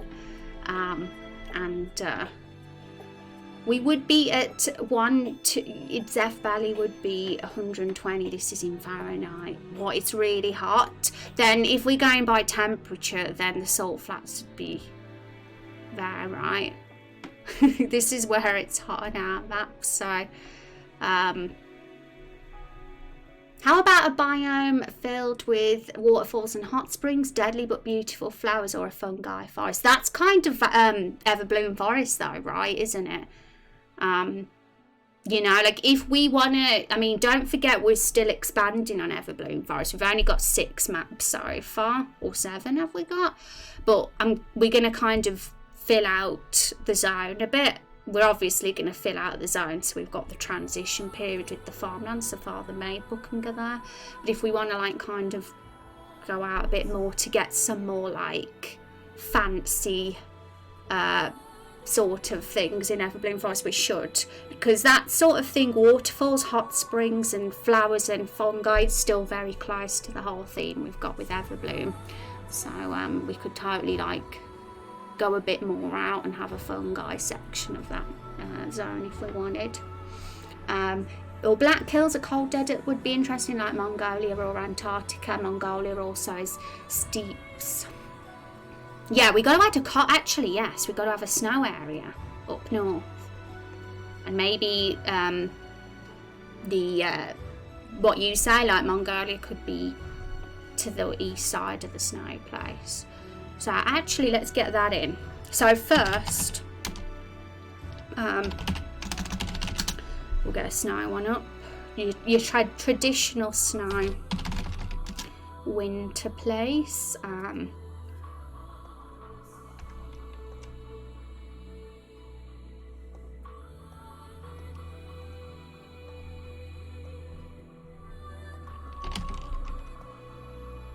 We're going to make this bigger.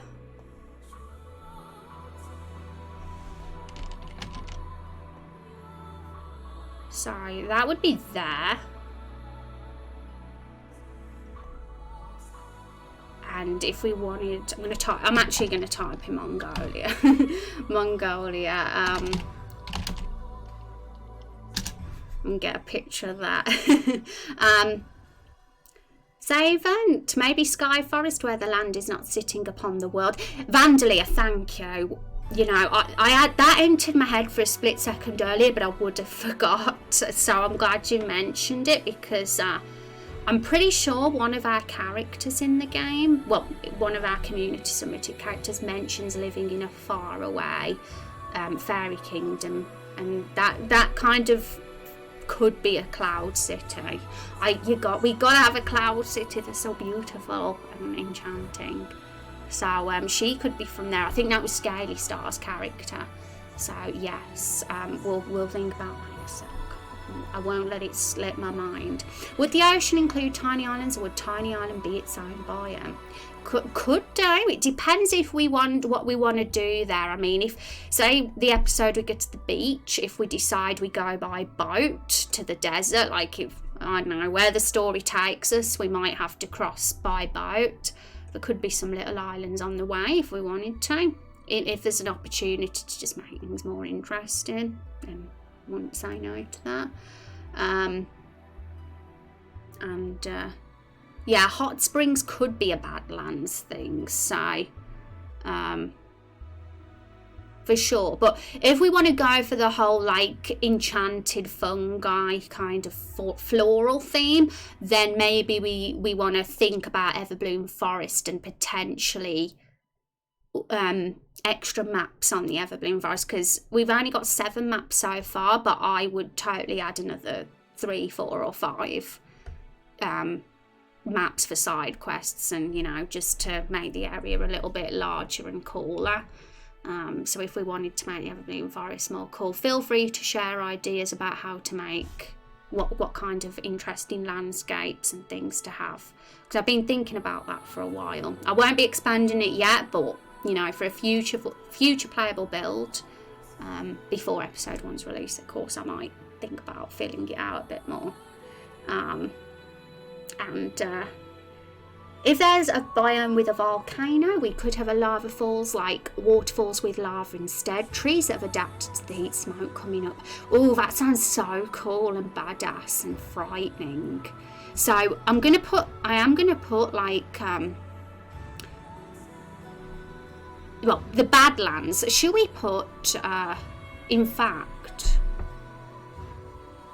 we could all have a full-on volcano zone, actually, just north of the Badlands, or like in between the Badlands and the wasteland. But would it make sense if we had a volcano so close to the snow? But yes, that's why we need Mongolia. We need Mongolia now, or Salt Lake, to go there. Because something's missing in that north section. Mongolia is beautiful, by the way. Like, honestly, I was playing GeoGuessr a few years ago. GeoGuessr, has anyone heard of that game? It's a Google Street game. It just throws you into Google Street View and you have to guess where you are in the world. It's so addictive. I was playing GeoGuessr and I was thrown into this like absolutely freaking beautiful, well, like as you see here, like that. And I was like, where is that? That's absolutely stunning. And it was Mongolia, and I was like, I want to go there. Okay, so I mean, I don't know. Should that be there? Someone said Mongolia and mentioned it's like a cold kind of desert, so I'm thinking, yeah, totally, because it's beautiful. But I'm thinking, is that the right place for it? So trees would have to adapt to high SO2 content, might be adapted to photosynthesize on different frequency of light, and another interesting biome. Sorry, that's from my job. No worries, fan. That's fine. Sometimes that happens. And for the volcano idea, I found an image like it. Let's have a look. Like an exaggerated giant's causeway with biomes on top. But have I put that Mongolia? Oh God, that's stunning. That's absolutely stunning, Van. Where would that go? Okay, well, it would probably be part of the Badlands, I'm assuming, because it's you know, the Badlands is kind of the volcano just about to turn into volcano zone. So maybe it's the transition point between these two. But we need to make the map even bigger now. We're overlapping. Okay, so okay. Hi Muffin, how you doing? It's good to see you. Just got up. Oh well, thank you for letting me be your morning stream, Muffin Man. So how are you doing? To get that type of lava, you need unstable is like a geography pro. I can't even pronounce these words that you're saying. It's amazing. Interim area between ocean and Badlands. You think? Yeah, because looking at it, there is an ocean there. So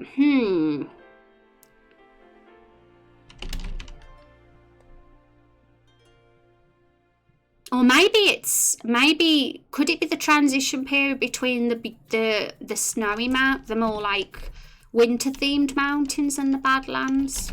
Or do you think that's, you know, maybe that's transition enough? Because The lava to me is very, very volcano-y, so it needs to be close to the volcano.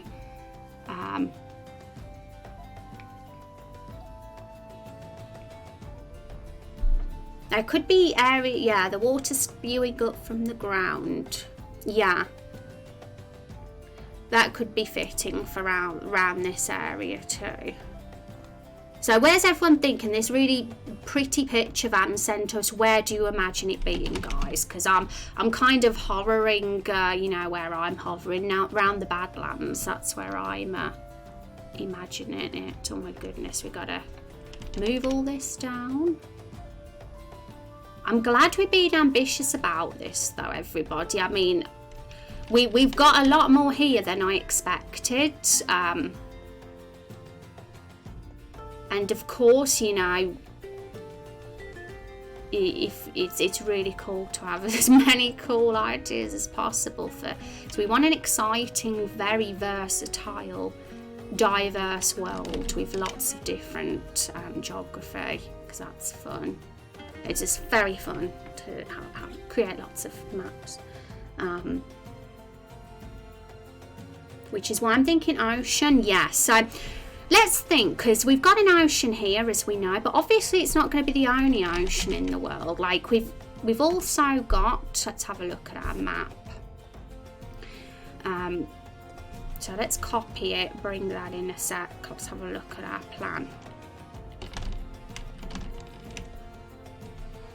Right, so this like little bit here, that's clearly this ocean by what we're looking at here. And obviously, like I said, we don't have to be rigid about that map. It can be changed if we want, but I'm using it as a guide. So if we want to have it close to an ocean, then maybe we're smarter to put it here on the west. So maybe it's like just northwest of the Badlands, but then you go the other way, you end up in the wasteland. And then ocean can be there then. Can get another... gonna have to delete that because it's gonna be a problem if we have that on top of our zones. So let's move that here. I'm going to copy and paste this ocean just so we know that there's also an ocean here as well.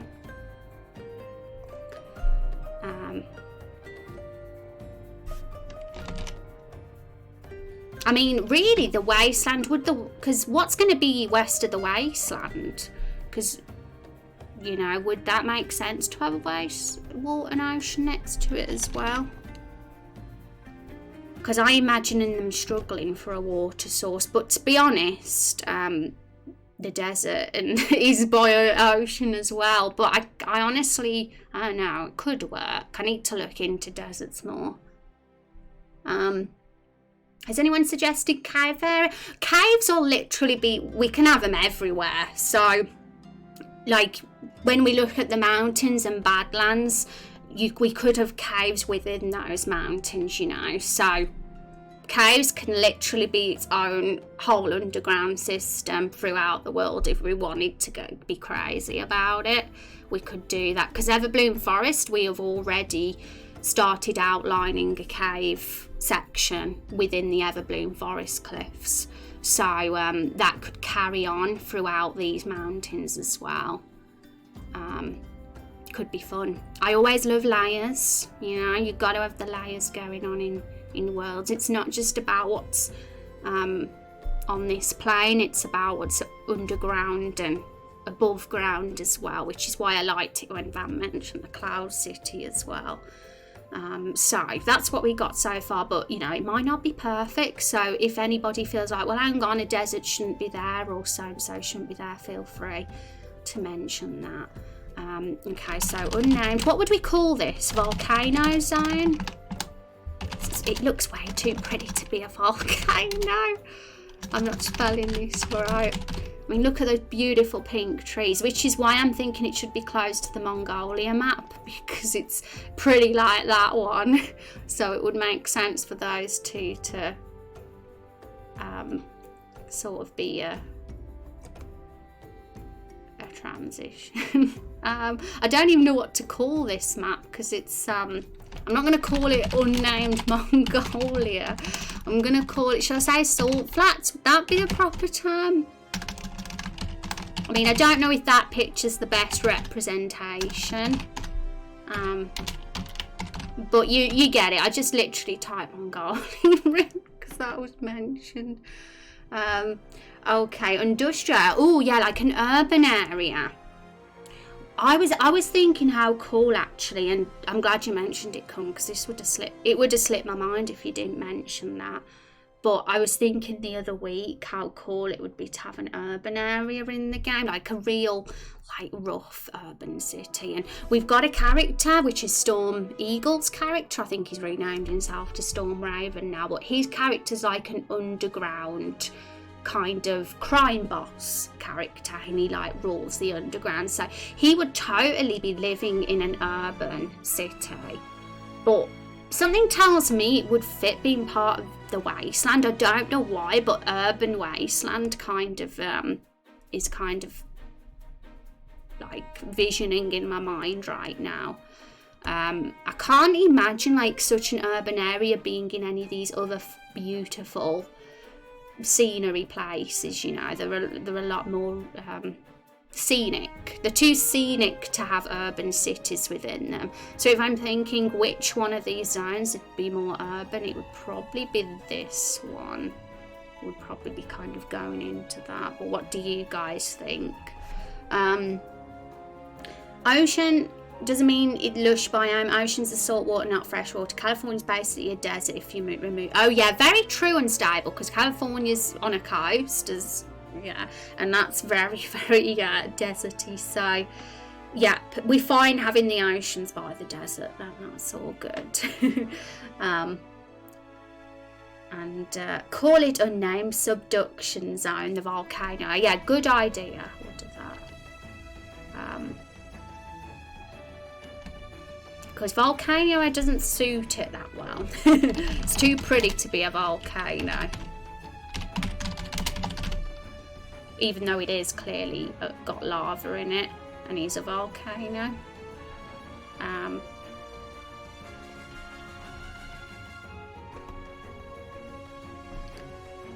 And unnamed snow zone. This is exciting, folks. We've gone really all out with these biomes. Like, I literally didn't even expect half of these. And I like it because it just allows us to be more like, have a really, really world full of variety here. I mean, you know, we couldn't really continue the zone per episode then, because we'd have like freaking 50 episodes if we did this. But like I said, like as we go through more episodes, we might have like 3 or 4 zones in one for to like be the episode kind of section of the game. And because I can imagine, say, the desert, savanna and wasteland and jungle they're all very closely related, so they could totally be one whole like episode zone. And okay, so we're missing anything? I'm trying to think, what have we missed? Urban area was mentioned, Cloud City was mentioned, and there might have been a couple of others. This is super fun, it is. Cast biome, yeah, I want your guys' I want everybody's feedback for the cast. Where would you picture it being? Because I'm clueless on where it would be. I'm thinking, looking at this, it would make more sense towards this part of the world, near the mountain and taiga zone, maybe. It could even be this little gap between Everbloom Forest and Swamp, but also the sort of Scottish Highlands could fit that kind of look, either the pictures that Top Rob kind of sent over, or both. Idea for Sky City, okay. Put the cast between the Badlands and the Salt Flats. Do you think maybe that'd suit it? Because there is a gap there. I mean, we could always bring these two down if we wanted, because it wouldn't be too out the ordinary to just bring those two down, because we want the Snow and Taiga to link. And maybe the Salt Flats and Badlands link better, to be honest, thinking about it. Because the cast looked quite green from the images sent, if memory serves me correctly. They were quite green, and so that's kind of why I'm thinking maybe around that area.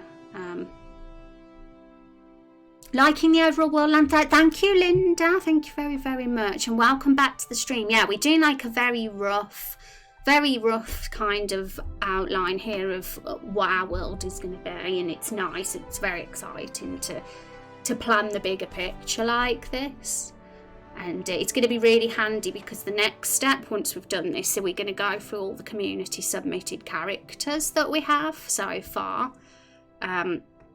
A lot of you guys in chat are some of those characters, and we're gonna decide where everybody is gonna be living in the world, or where they were born perhaps, and where they are probably wandering around at present, because where they live now might not necessarily be where they were born, you see. So we'll consider bifactors for each of the characters. And the Snowy Mountains can drain into it as the water flows into subduction zone. Okay, so Snowy Mountains can drain into it as the water flows into the subduction zone. Okay, so the Snowy Mountains are here and the subduction zone is there. So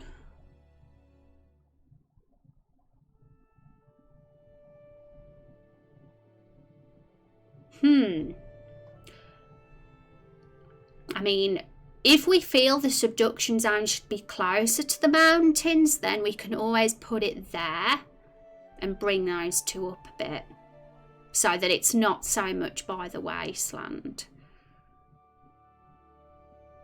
Because thinking about it, I just had the thought of having a really like corrupted zone, like a really horrible area that no one would ever want to go to, and that could be north of the wasteland.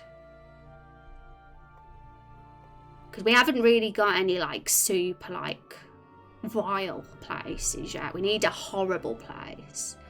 Cars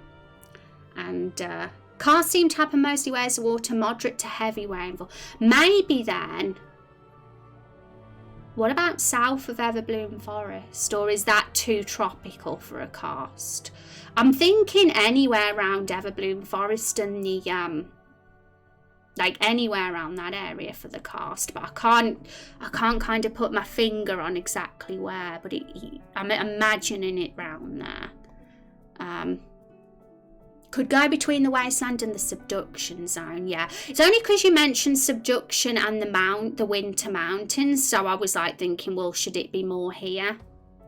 But at the end of the day, there's lava there, so maybe it is more suited towards the warmer sections rather than the snowy sections.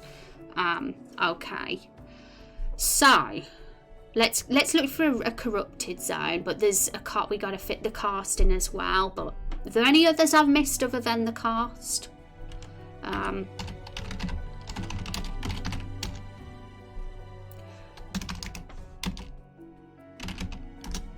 Okay, so let's find a really, really cool, horrible corrupted area.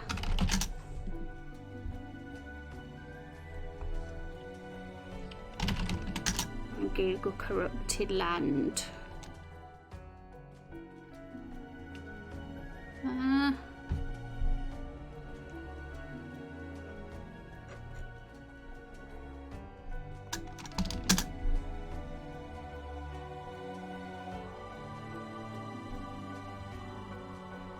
Because if we want to like really like experiment with like horrible monsters and more of a you know, some dark themes, you know, in games, then a corrupted kind of zone would probably be a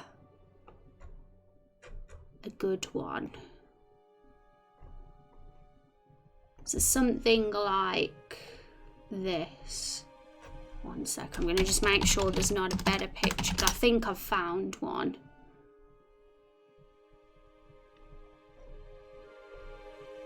Something like this.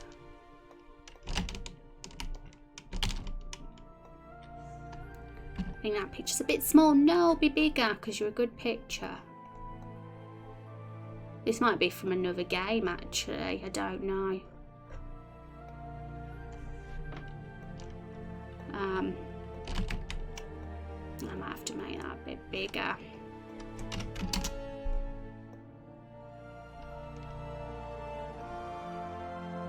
I kind of like the purple colour palette. That's, you know, very like corrupted and a horrible part of the world that's far off, that nobody would ever dare visit, kind of thing.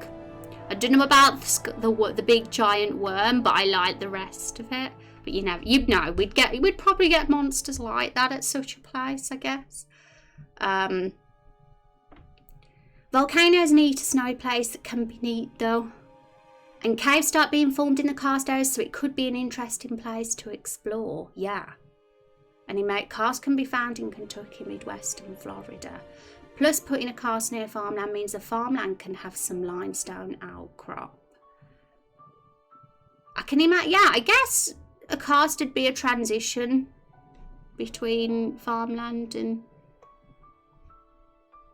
I don't know why, but I just picture it around this area for some reason. So I'm going to get it in. Maybe, what about east of Everbloom Forest for the karst? I don't know. Or south. East or east or south, maybe. But I don't know whether it... Would it be by an ocean?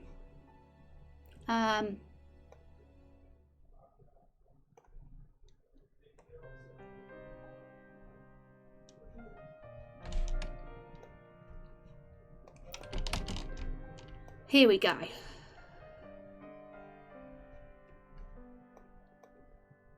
Is this the best picture?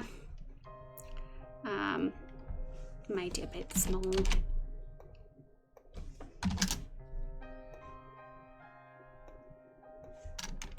I think the look of it, it's very green. Kind of fits for being close to Everbloom.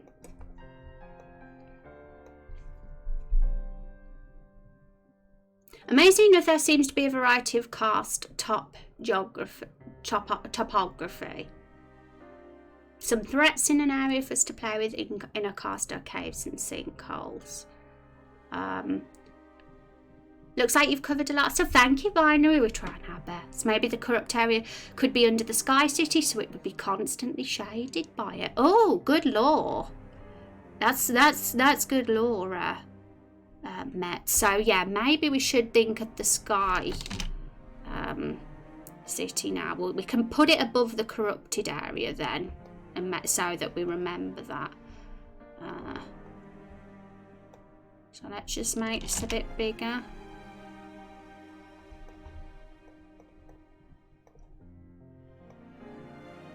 That gives a reason for, thinking about why it would be corrupted.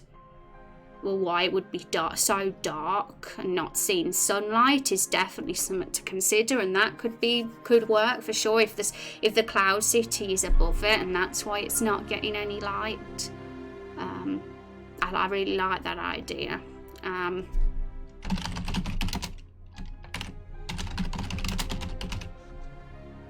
I'm just add unnamed corrupted zone. Then I think it was Unstable mentioned put it as the sort of place next to the subduction zone. I think that could fit, so it's out the way of the rest of the world. But what do you guys think about the karst? Because I'm not very knowledgeable about karst, guys, so forgive me if I'm not putting it in the right place. And I know it could probably be anywhere, but we are gonna have to pick a place that's probably the best fit. And I'm thinking, I don't know about the south. Maybe we may want to go. I mean, I don't know, do oceans go by them? If so, then maybe we're okay going with that one.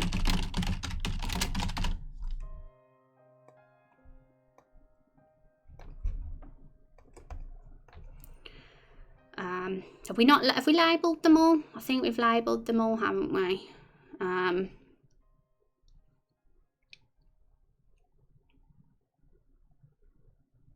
Purple blue is good for corruption as purple is rare and mineral colour and blue vegetation is very red. Yeah, that's why I liked the idea of it, because I was thinking, looking at our colour palettes and that, we don't have purple, and I'm like, yeah, we need a purple place.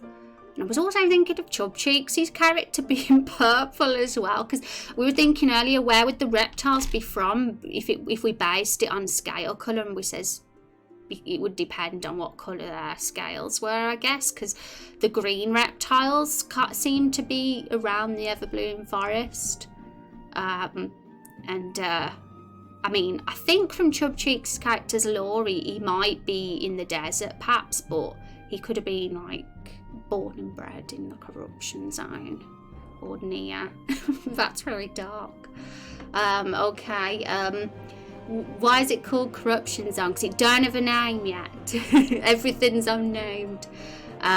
Especially the Cloud City, Ed Gass's industrial ways. Yeah, imagine if there was all like really like very like, you know, living a rich luxurious life, and there were just everything was going, all the waste was just going down below.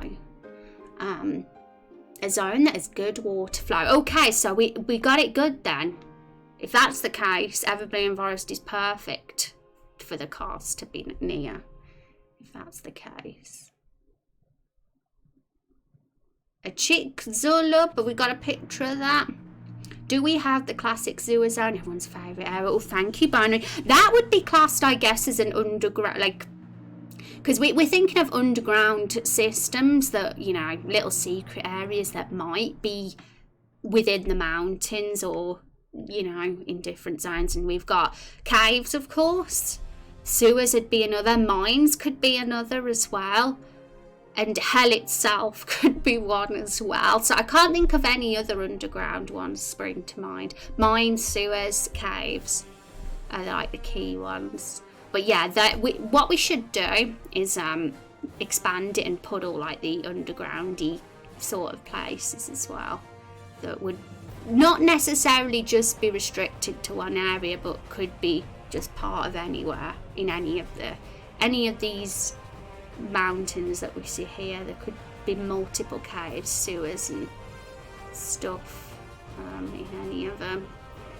I imagine sewers, I don't know, like wasteland, I guess, would be that. If it's on the coast, could it lead to some Dover-like cliffs? Maybe, because it does look like it is on the coast. I mean, we've got an ocean here, but really there's an ocean here too, because we got the beach there. So we'll just put that there for now, just so we know that there's ocean. Also going to stick ocean up there too.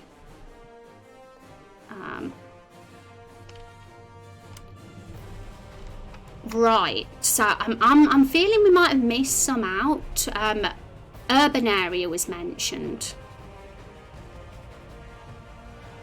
but I kind of feel the urban area would be an actual city, and all of these little squares we've got here would have their own little settlement as part of them. So whether it's a village, town or city, or, you know, they'd all have their own little settlements within them. And I'm kind of thinking an urban area would be a city, probably most likely to be part of the wasteland. As Everbloom Forest is Lakefall, which is like a little, very tribal, humble little town.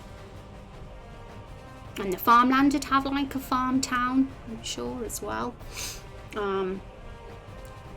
Thank you for that link. We'll have a look at that one. We'll have a city on the wasteland, probably on its coast, and figure the sewer could go there. Yeah, sewers and wastelands definitely fit. Anything gross would be where the sewer is. And I think wasteland is the most grossest out of the zones. Sorry, wasteland. But it is, isn't it, really? Okay. Right, so what have I missed? Because a few of you have just mentioned some in chat. So I'm going to just look at that link that's unstable sent.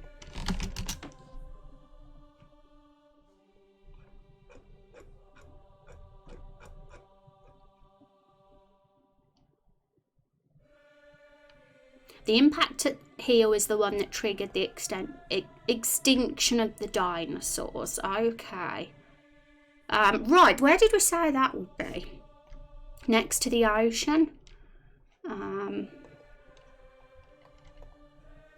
Maybe I'm thinking, would it be here or here?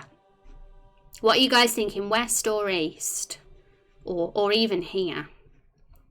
We could have 3 spots for this one. But also, one of you mentioned Dover-like cliffs as well, so I'm going to have a look at a picture of what they look like too. And we're getting very deep, we're getting very specific now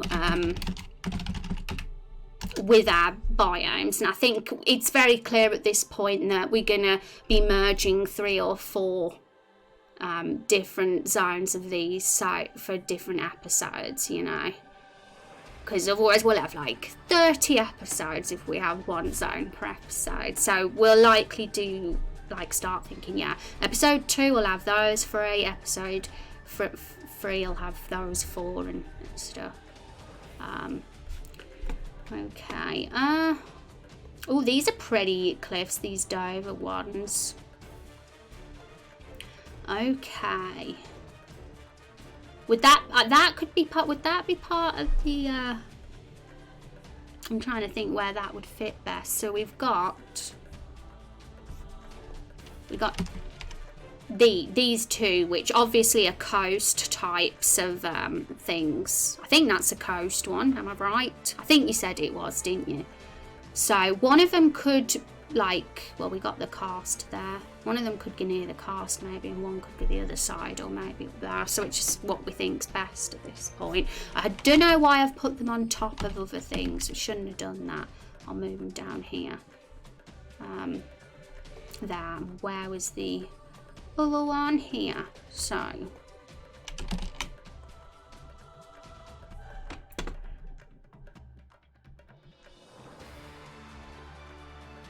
I'm thinking this one would fits the look of the beach area, and maybe if we just get rid of that and bring that one up a bit, might have to resize it to make it a bit smaller. But feel free to tell me that there would be a better fit for it, folks, because we're thinking of coasts now, and I ain't no beach expert. Look how pale I am. I don't go to the beach. Did you put sky forest in? Well, it probably, I don't know if it would be a forest, but it'd be kind of a floating city, I guess. But you might have forest parts. I haven't put it in yet because there's about a bazillion things at the same time I'm thinking about. We'll have a city on the, yeah, and urban area between savannah and the wasteland, yeah. Or on the coast, because there's definitely a gap at the coast. I see the savannah zone as the transition blend between desert and wasteland. And maybe the cities towards the west. A west coast city kind of fits quite well, actually. Because it's like the opposite way of life to Everbloom Forest, which is on the east edge of the world. So to have such an urban city on the west is a good contrast between the way of life. And southern edge of the cast. Okay, cool. So we'll deal with these cliffy places first, then I'll put the sky city in, then I'll put the urban city in. I think that'll be it. Is that it then? Or if we still miss some out? So one step at a time, folks. Right, so informed similar to conditions to lies there, so cliffs near a cast. Yeah, I was thinking, it kind of gives the impression of fitting for the cast, which is why I was thinking it definitely works more here than up here.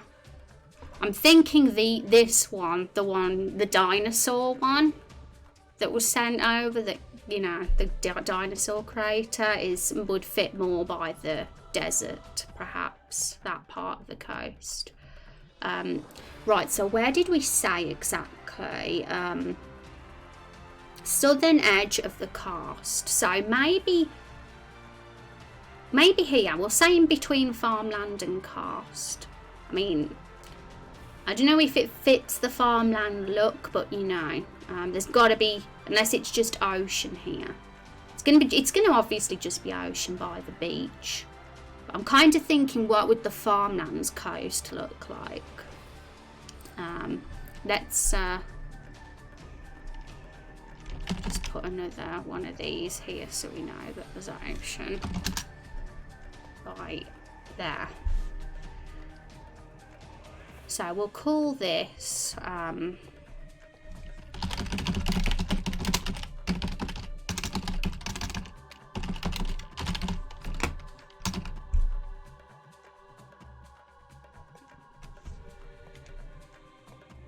I don't know why I put area there for that one. I'm gonna keep consistent and call it zone, because that's what I've done for everything else.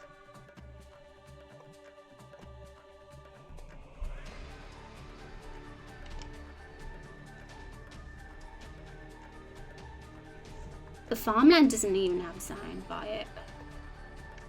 I'm gonna do it.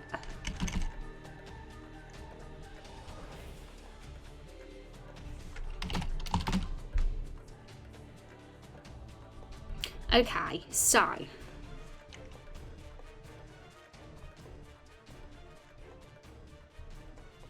move that up.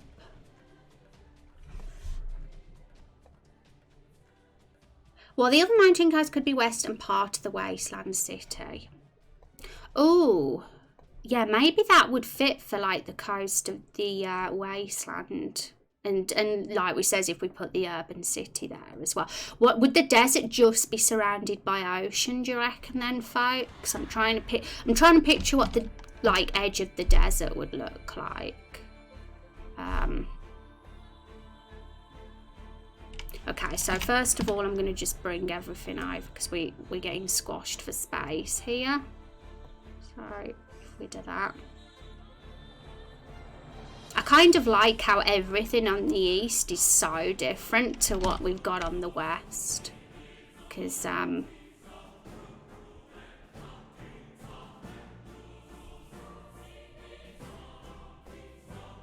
everything on the west is so much more gritty. And everything on the east is so much more scenic. Which is pretty nice.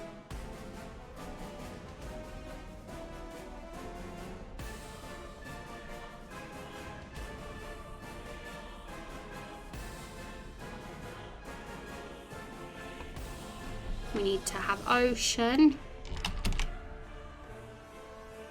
There we go. It's a bit chopped off, but there we go.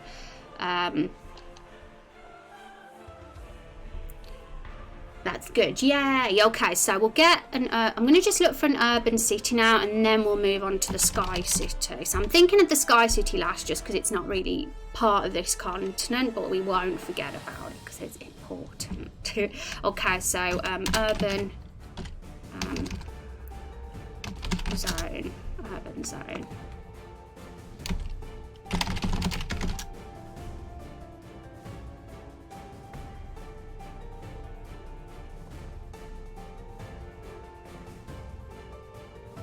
Okay, this is trying to look for some really cool urban pictures.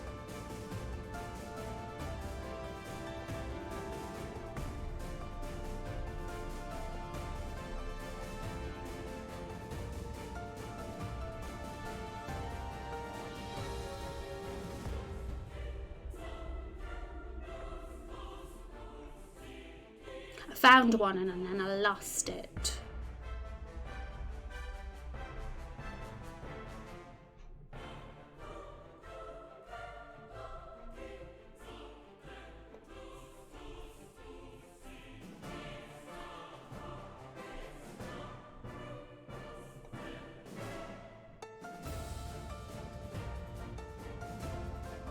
Something like this, maybe it is night time on this one, but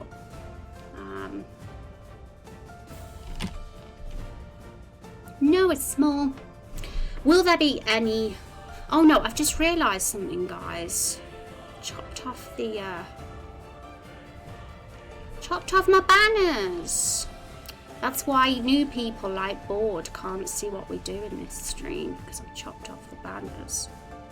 Sorry guys, let's fix that now. Welcome to the stream, by the way.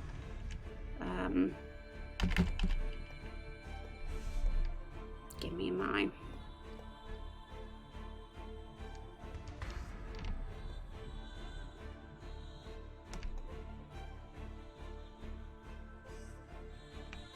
There we go. But what is this? We make an RPG here. If you want to look at our website, feel free to have a look. Will there be any isles off the main continent?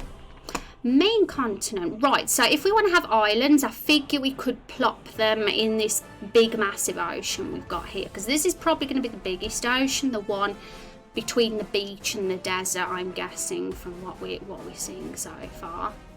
And I'm sure we've got ocean way north as well. And you know, I can imagine just going on a boat across the ocean at some point, because that'd be fun. And maybe there's little islands off there. I think Met was the one that mentioned all islands earlier, so sorry about the drop frames then.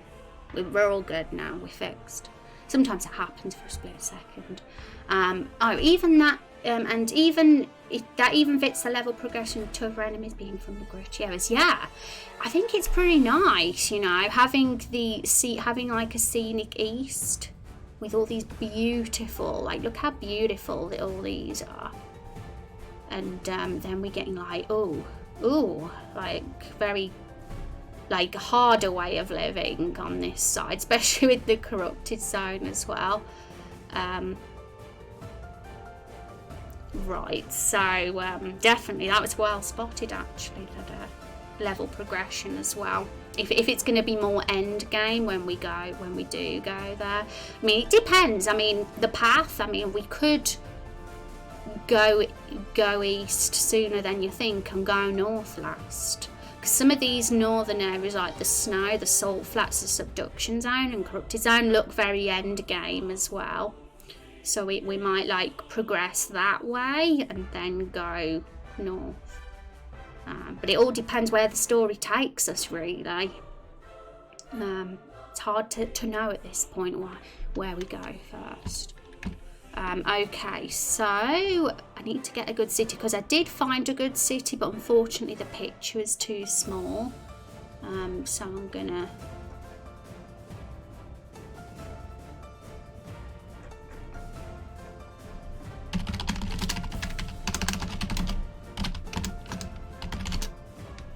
look for another one.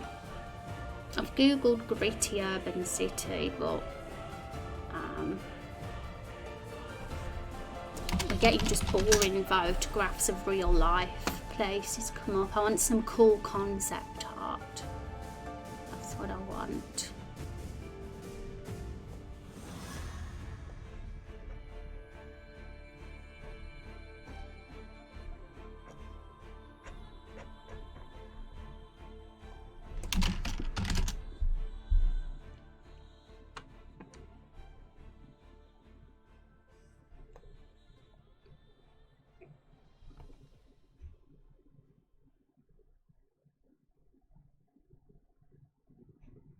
Copy, what about this?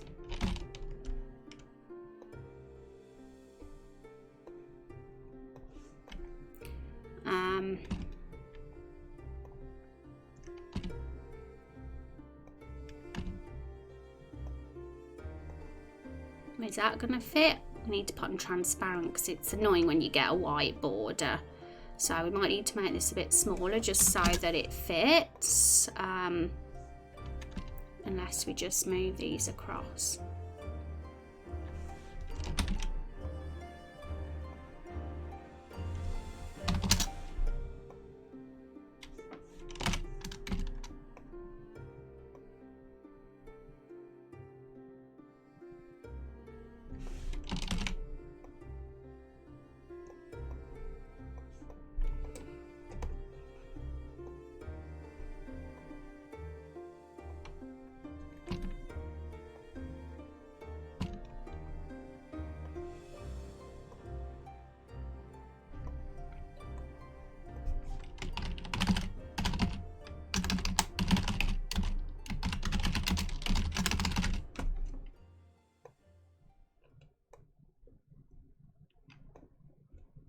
Meryl's boyfriend, the oil drum, would totally be from the wasteland and urban zone.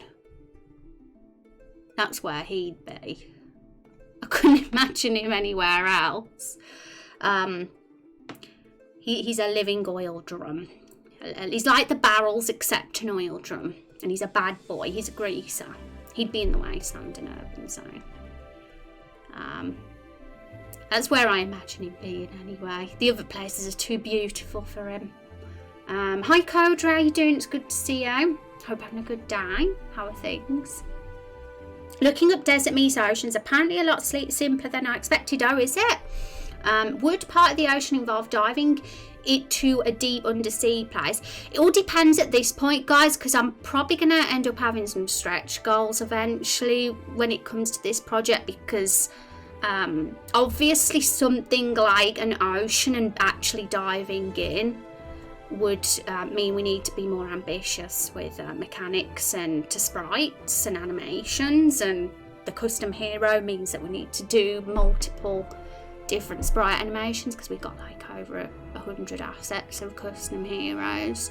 So I'm not making any promises about overly ambitious things at this point, but you know, it's definitely not a no. It will literally all depend on whether it's doable for me to do those things. If I continue to be able to go all out in this project. Okay. So what was this called? What should we name this particular cliffy place? And the ocean between the desert and the beach is more of a bay. The path can be somewhat governed by geopolitics. Oh, okay. I suppose it is a bay, isn't it, really? When you think of the shape, because there's a lot surrounding it. And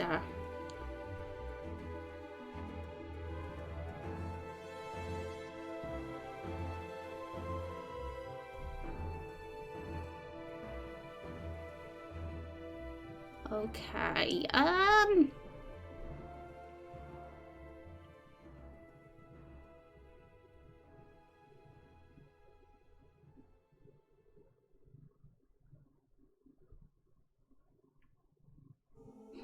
just having a good look over everything. I think everything's looking quite good, actually. I'm impressed. I've got to save this. Let me save this one, guys, because I don't want to lose this map.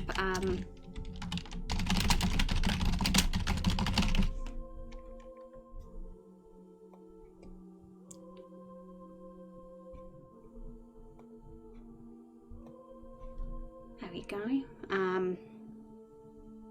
Death Valley Zone. Yeah, maybe we should call it that, unnamed as a Death Valley Zone.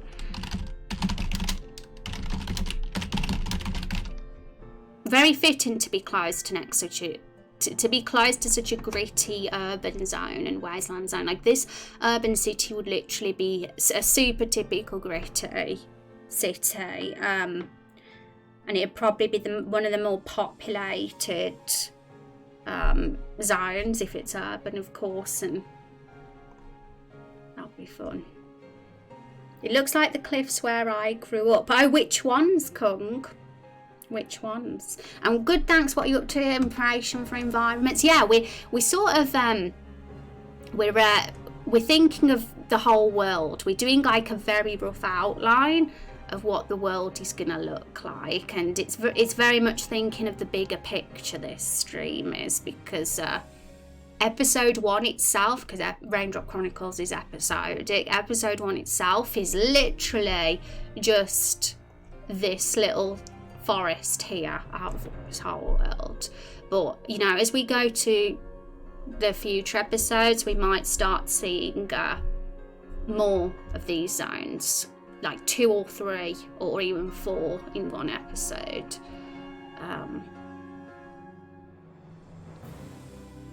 I mean, we could even bring the cast zone into episode 1 if we want to really expand the Everbloom Forest map, because I have been talking about that, because there's only 7 maps so far in the Everbloom Forest, and by the time episode 1 gets released we might have more, and we could start thinking of bringing maybe these in.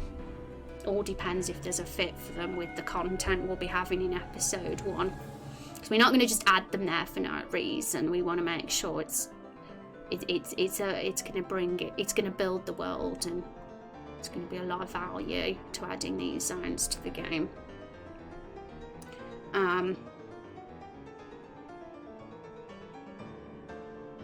Other interesting ideas? Oh, thank you.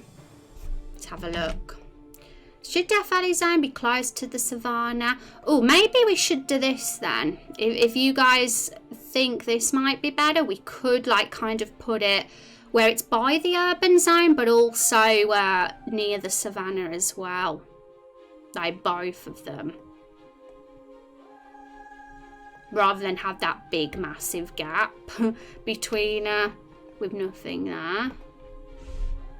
So maybe we should like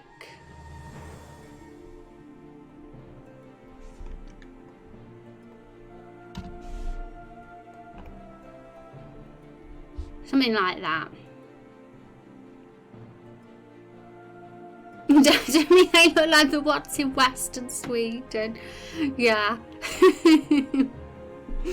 I'm terrible at names, sorry, no worries. It's alright. We just share thoughts here. Like the idea of Rocky Place being named Heartspire, like it's the geologic heart of the area. Oh, interesting. The Rocky Place, as in the Badlands. Is that what you were thinking there, Met? Because if anyone does have any name ideas, it looks super small now. It used to be big, but you can't even see that now. If anyone does have any ideas for any of these, feel free to share, because I'm planning on making a huge list of any that chat say. And then eventually, when the time comes in the very far future, when we do start mapping each of these, we'll obviously have to decide a name, so we'll have the list there and ready. And hi Fancy, how you doing? Welcome. That's a better place for the Death Valley Zone. Yay. Let me look up some map stuff I did real quick. Sure, Fancy. Are we going to fill the areas to the right of Everbloom? I imagine it's going to be ocean, like from what I'm imagining right now. There's going to be ocean because Everbloom is, there's a waterfall and river and lake there. So it kind of makes sense that there's going to be ocean around it. And because when we think of the progression, we're probably going to go from east to west as we travel. So if the farmland is the next place we go to, the path would be, I suppose the path would look like this. Let's just do a rough guide. I wish there was layers in paint. Okay, let's get a thick layer. So can we get a thick?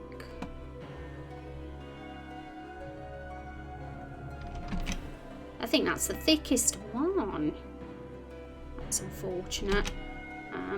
Yeah, so if we start here, can you guys see this little red line I'm making? I'm going to have to make sure I delete it though, so it doesn't ruin our map. But we start here and we're going to move here. Now this is all, we don't know for sure where we'll be going next after the farm. But we could end up going like this for all we know. And then, you know, that's just an idea. I mean, it could also be something completely different. It could also be that. It all depends on where the story takes us. But our path is going to take us from east to west, our journey, our adventure. Because if we have too much, if we make Everbloom Forest the centre of the world and we have stuff on the east side, then we won't know where to go next. You know, and it'll make there'll be an unvisited place in the world, which it isn't always a bad thing. If there's a little something that would really fit for being in between the coast and Everbloom, like a very mysterious zone that perhaps we can visit if in episode 1 as an extra part of Everbloom, then we can totally do that. Somebody mentioned like a fungus zone or something, mushrooms, so if we wanted to like have that sort of thing, that could fit as a zone that's the east of Everbloom, and I could just expand the Everbloom forest map to include that in episode 1 if there was a reason for doing that, if we wanted to. Hi Oily, how are you doing? Welcome. By the way, a bit late now, but you can use Pure F3, which allows you to put images and scale them while being able to zoom in. If they're high resolution, you can put annotations. Oh, awesome, Linda. Yeah, I just ended up using Paint because it's the simplest. Draw.io, I was a little bit worried it could be a bit messy with handling images and doing things like this and little bits of text. But for now, this has worked okay. We've actually got more on here than I thought we would today, so it's not too bad. Although Paint's not the best in the world, but thanks for the recommendation. And PaintNet does have layers, good for mood boards. I'll keep that in mind. I'll make sure I save that for next time, because you never know if we feel we need a better program. Hi Oily, I am from England. What about you? I also had a barren, magically ruined region known as Hazel's Folly. I like to sometimes give regions names after people famous to the history. Interesting. That's a cool name. And Fungal Zone could be to the east of the Taiga Zone. Could be. So that it's like northeast to Everbloom, but like also east to the Taiga. Yeah. I mean, if we wanted to do that, then yes. I was thinking if we wanted to expand on what's this side, then a mushroom kind of thing would fit. I guess, because that was mentioned earlier. Because Everbloom Forest is quite an enchanted forest. There's lots of floral themes going on, lots of fruit and fancy stuff. I don't talk about where I'm from, DM. I am from the middle of England, but that's as much information as you're gonna find out, I'm afraid. We got to be careful. On the internet, we got creeps. We got a lot of creeps. I get a lot of creeps all the time. So got to be safe. Accessible to Everbloom via boat. Okay. I meant specifically. No, I don't say, guys. You gotta remember to not ask streamers those things, I'm afraid. Okay, and welcome back from work. I hope you had a good day. Oh yeah, that's interesting. Accessible via boat, because there is water. Boats could be a thing. I'm going to add that. I mean, like we says, nothing's set in stone here, but I want to be as imaginative and creative as possible today with what we're having on the map. So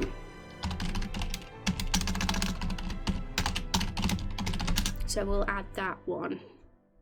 I just typed fungal zone into Google, and guess what came up? Loads of fungus on the screen, like loads of gross disease. Ooh.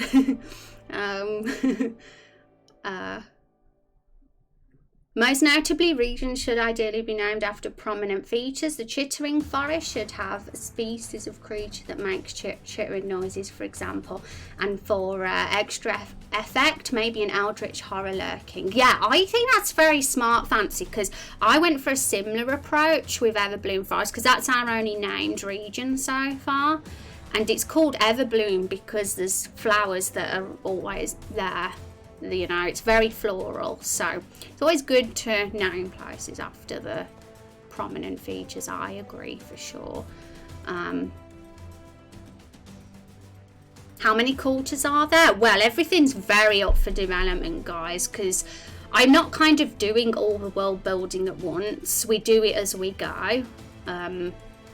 So we're gonna like really flesh out Everbloom Forest, but there's a lot of the world out there we haven't discovered yet, because we're gonna be in the point of view of the hero, and the hero doesn't really know a lot about the world. He'll kind of learn about it as we explore and travel. There'll be things that we find out as we play. Like different cultures having different names for the same area. Do not want to visit the fungal zone, like, yikes. Let's have a look. Let's have a look at this picture that Matt's sent. Our fungal zone will be pretty though. Fruit walls, urban farming. Ooh. What was the context to this again, Matt? Because this is interesting. I'll read it after. I can't remember what we're talking about though. That provoked that conversation. I'm going to say mushroom. Put mushroom island concept art instead. We'll get prettier pictures there. Okay, so this one looks.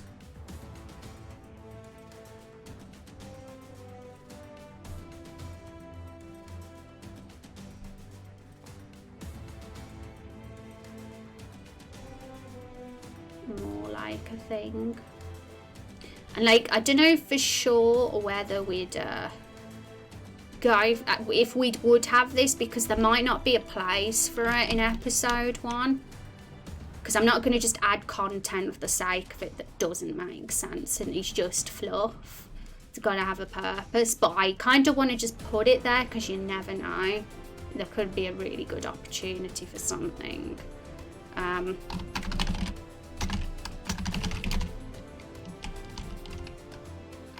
Okay, mushroom zone. I can't think of anything else.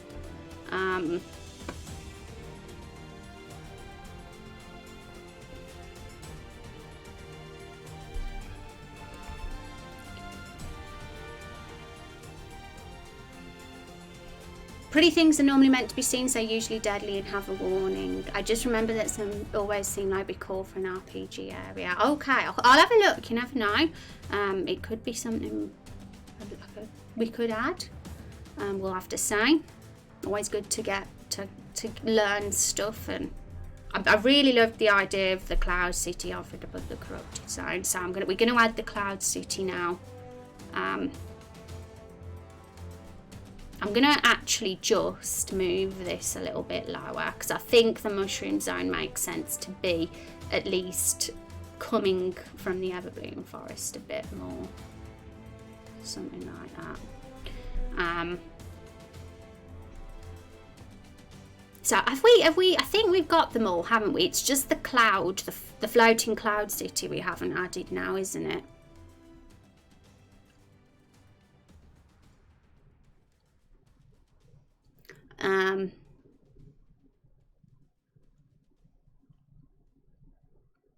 Fungus Among Us, wasn't that an album by Incubus? That's the only reference I know of that. The Last of Us, I mean? No. Oh, I've never played The Last of Us, actually. I've actually not. I'm scared of zombies, and I've heard that The Last of Us makes you cry as well, so I'm scared. Don't want to cry.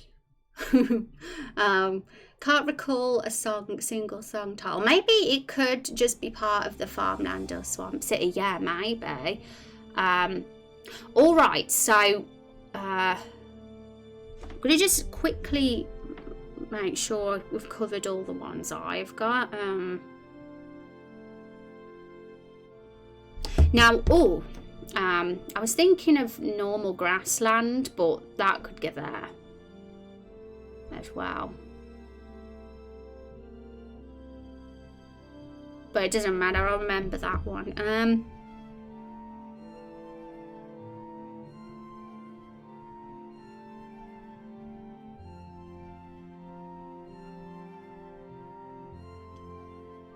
Oh, I think you sent a link to me about underground stuff as well, so let me have a look at that, because I've got that somewhere.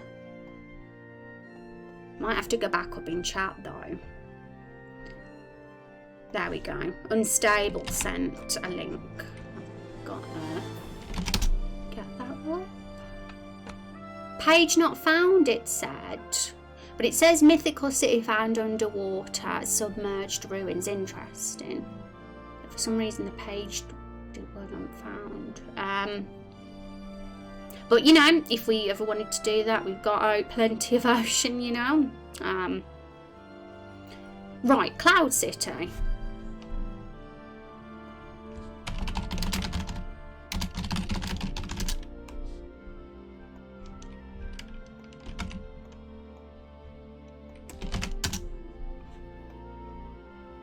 At least the first. Oh, does it? Yeah.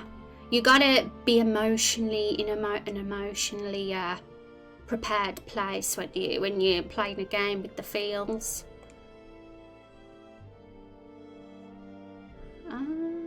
Okay.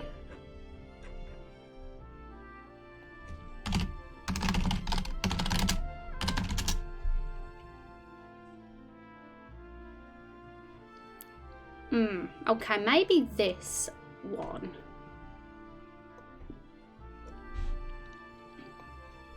Is a good piece of concept art for a Cloud City. And that would be right above the corrupted zone. I love that idea of the if that's the reason why it's dark, and maybe why it's corrupted, because of those from above shading it and also throwing things down.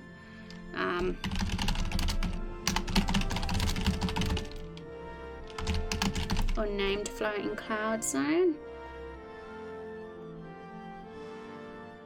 And I know for a fact that one of the submitted community characters mentioned that they're from a faraway fairy land or something. Very much kind of would fit that sort of thing. Oh, there were 2 links there. Oh, that's why it might not worked then. That's why. That's why. Thank you. I'll keep that saved. And I can look at that as well.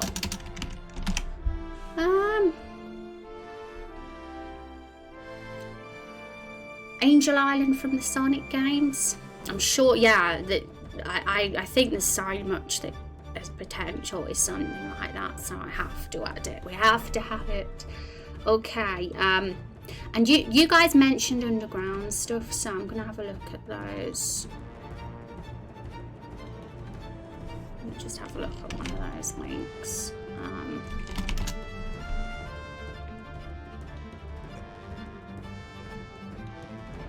But yeah, if we ever like have an underground, if I ever do go all out and have us able to swim and submerge in water, then that sort of idea is super cool and underground.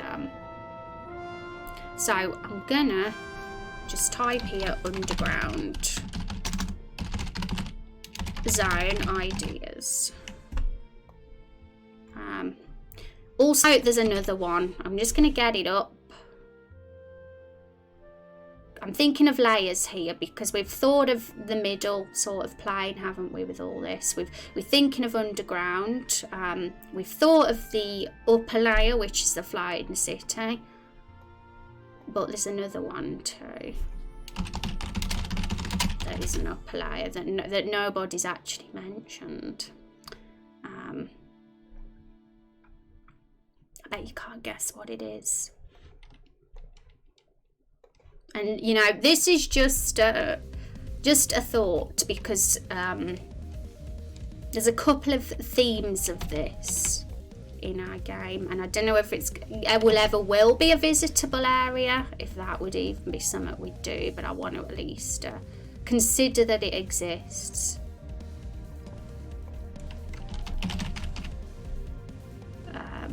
Space.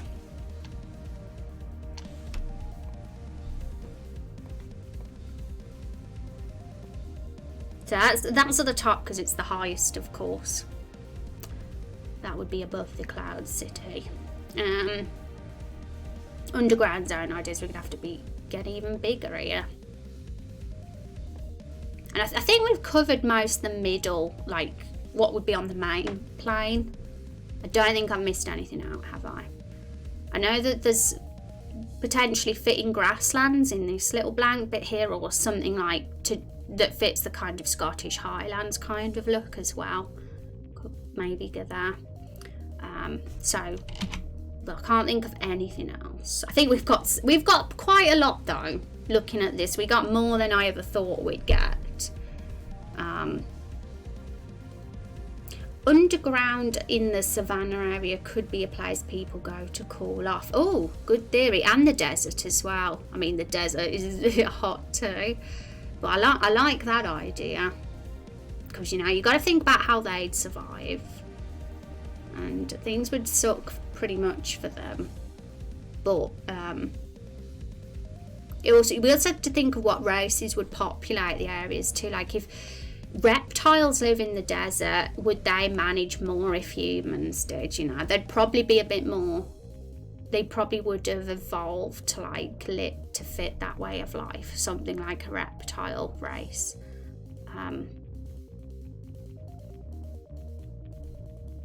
Because I'm pretty sure Chub Cheeks' character has he mentioned something on the Discord, and he's a reptile, about like spending time living in the desert, and he saw the way of life there, and it's made him like ambitious for money and stuff. So yeah, outback kind of counts as savannah, or more just desert? Yeah, probably, like, honestly, anything that's desert, savannah and wasteland pretty much fits the whole, and the Death Valley bit pretty much would fit like the whole like deserted, rough, gritty kind of zone. Even the urban bit, I can see all that being one episode, because it's very similar in setting and theme, I think. And then we've got the corrupted subduction and all this bit, all the mysterious places. And then we've got all the scenic stuff here. Right, underground zone ideas. So let's get our thinking caps on. I think a lot of people have already mentioned. I'm gonna think of the things that chat have mentioned today. So the first one is caves. I'll get a picture of a cave in. So underground would literally be anywhere. It could be anywhere on this. So it could either be a lot of them would be caves, I'd say. And it's not exactly, caves aren't exactly necessarily underground, but it can lead to like underground tunnels and stuff. And it's like within the cliffs and within the mountains, so it still counts.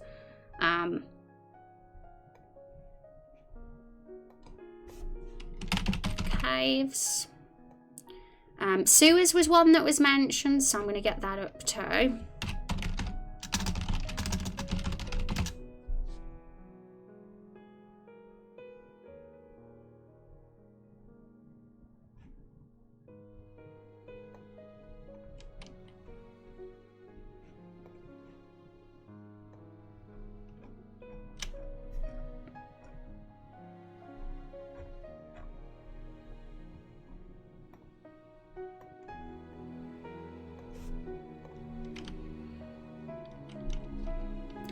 Oh, let's have a look.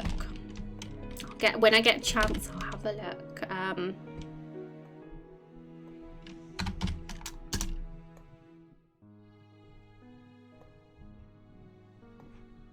Sewers. Wow, we've done so good today though. Like, the ideas have been absolutely rolling in. I'm gonna tell you, if I did this alone in all this time I've streamed, these 3 hours we've been streaming, I can tell you now, I would not have wouldn't have even come up with half of these. The karst zone, the diver cliffs, the Death Valley one, the subduction zone, flatlands, those are all things I wouldn't have thought of.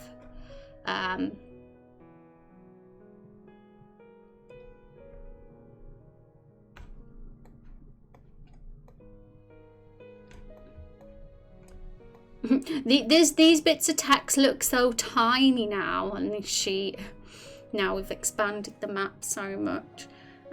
Should cat people be from a cold area because they're fuzzy, or from the Sky City corrupted zone area as an artificial species from a magic experiment? Interesting. Well, right now, like, you know, it all depends on the law that we give to these races, but a lot of them could be spread out, like, depending on, like, colour and where you know, some could have been born, like, for the reptiles example, some of them have, like, lived in the Everbloom forest and sort of originated from there and have lived. Others have probably lived and been part of the desert, like the brown reptiles, perhaps more sand coloured reptiles, green reptiles here, because their scale colour would have so they adapted to their environment. And same for the, like, corrupted zone reptiles. There could be, like, purple coloured reptiles from there. Mountain reptiles, blue ones maybe. But for cats, I mean, it's a bit different because fur colour, true. And I guess the coats, like, I think they'd enjoy being in the colder climates more because of the coats, but it's something up for consideration. I'm intrigued to think people's thoughts there. As for could they have been part of Magic Experiment, well, that would be a twist. You know, be interesting to think about. As for the Sky City, I'm thinking fairies, only because Scaly Star's profile mentions that she is from a faraway kingdom of a fairy king. And I think the floating city kind of fits faraway kingdom best, that description.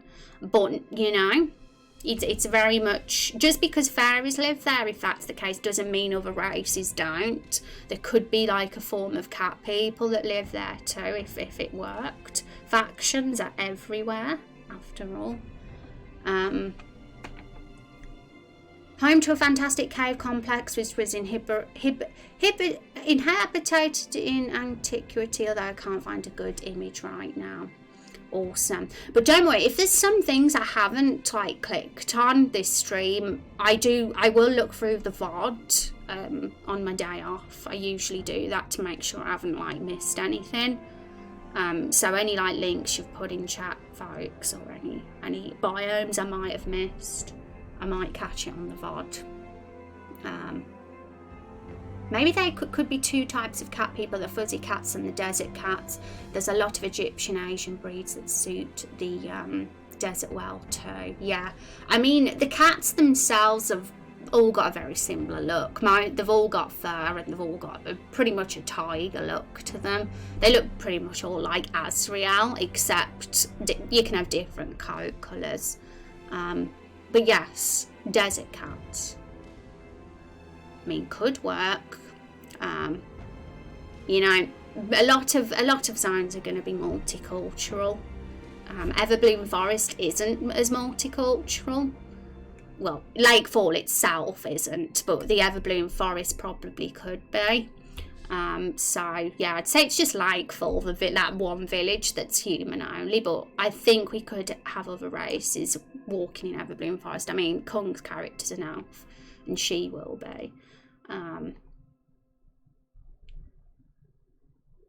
Oh, not fuzzy. Yeah, that's the thing. Like, the thing is, we are kind of limited to having our cats look similar. So, for sure, unless, like, I wanted to go all out and do, like, unique assets for that, which I can't promise yet. It all depends on how ambitious the project ends up getting over time, you say. But it's an interesting thing to mention. It's an interesting idea. I like thinking of these things. May look a bit creepy in the game. They'd be baddies. They might be baddies.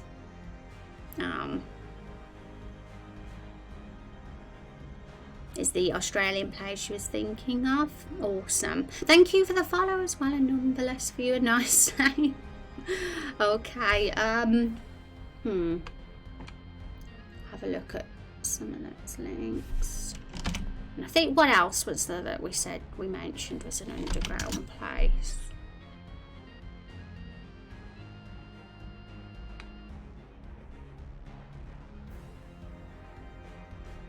You know, like ancient ruins, like temples and stuff, is something I've just thought about looking at that link you sent over. I imagine that temples would be in the desert zone, though. I can imagine there'd probably be some temples there and ancient ruins. I'm getting those kind of vibes from the deserty places, maybe even the jungle.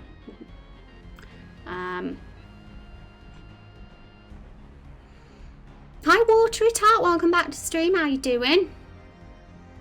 Final Fantasy 14 music is Final Fantasy soundtrack 14 is absolutely wonderful. It's one of my favourites. Had to add it to the stream playlist. Had to. Cat people isn't something I often say. Just remember the creepy underground theme park. Oh, a theme park. Oh my god, if we were going to have a theme park, which region would it be in, guys?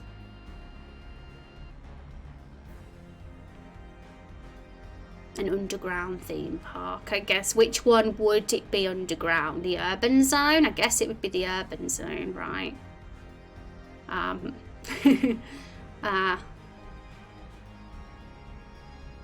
For sure.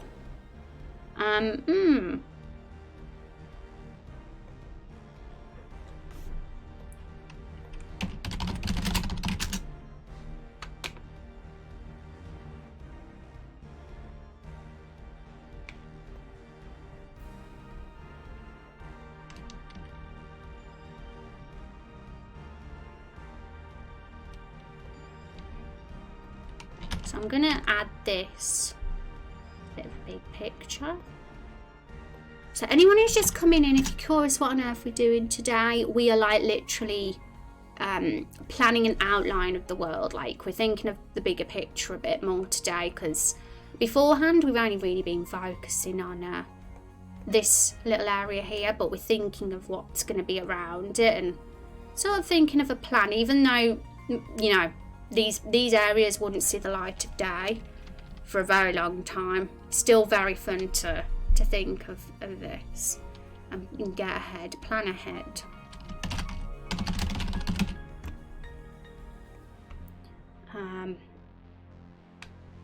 Suez Case was another one. Oh my goodness, what was it? There was one more as well that got mentioned. But I want to see this amusement park for sure. Mines. That's one.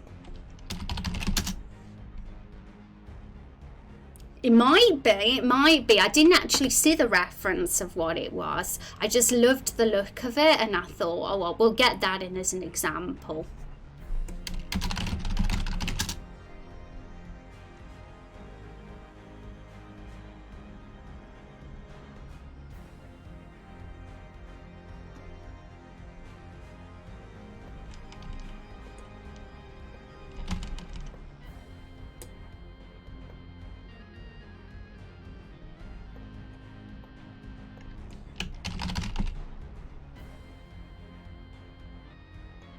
So those are the only things that really spring into my mind at the moment.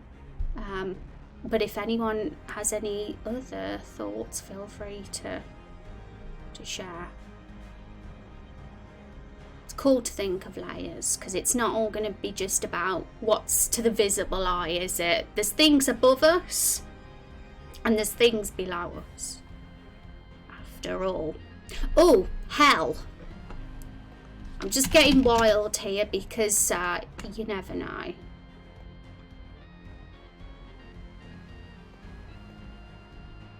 Even if we don't have it in the game, I just want to get creative because you never know, it could inspire something.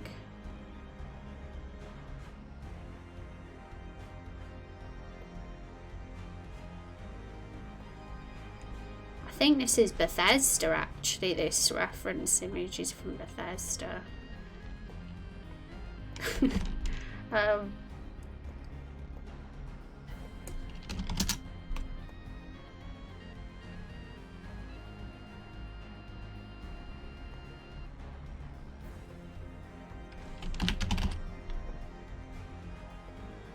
I mean, it might not even be hell. It might just be underneath the volcano place. You know, it might just be an area we wanna do just for funsies. Underground. Oh yeah, underground. Underwater. That's it. Underwater ruins, wasn't it? That was another one. And although that might be a little bit ambitious, it's still worth adding. Kind of want to add it for us, because it's good to get all the thoughts down.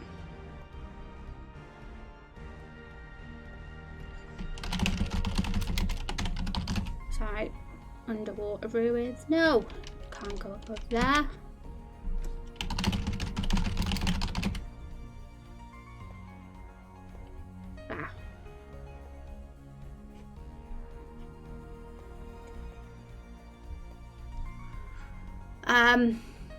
Underground lava flows. Oh yeah, well that is also the same thing as hell. I guess it's just perspective on what it is. Like some people, some NPCs could be like, this is hell, and in really all it is just an underground lava place.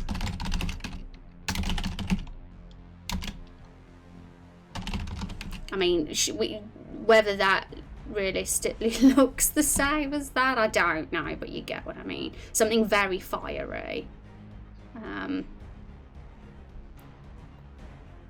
Okay. Hi Nungi, how you doing? It's good to see you. Good example of Lost City on Ancient Land. It was completely reclaimed by the jungle. Yeah, I was thinking that looks very jungly. If we were going to go for something like that, something explorable, like what I've labelled as ancient ruins, it would like clearly be part of that zone, for sure. Underground ancient ruin when implies lava flow is used as a forge. Yeah, we might need a better picture for that, because I don't know whether that's fitting. Oh yeah, how about a desert oasis? Desert oasis, yeah, where that would be. Yeah, let's get it down, because we're getting all the ideas now, guys. Desert oasis. Oh, that's pretty. That's super pretty.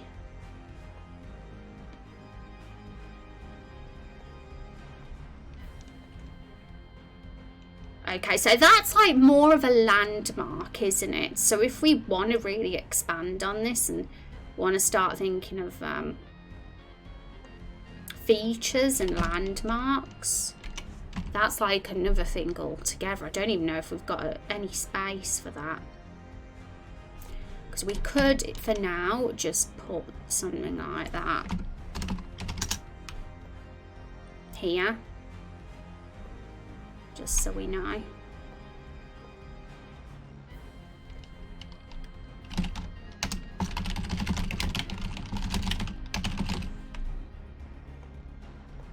But it's worth noting, because it's a pretty feature. But yeah, if we were going to do a landmark section, we'd probably move it there. That's when we start thinking of things like that. And it might be a bit premature at this stage to think of that. Underground sandwich factory, interesting. Greek afterlife place with, yeah. The afterlife in Raindrop Chronicles is an interesting concept, because we've already kind of set stuff in stone from the Carol flashback scene. The afterlife is sort of space, if that makes sense. Like if you watch the Carol flashback scene, there's a little hint of that being in the afterlife. So yeah, interesting. And Hope you are. How you doing, Nungi?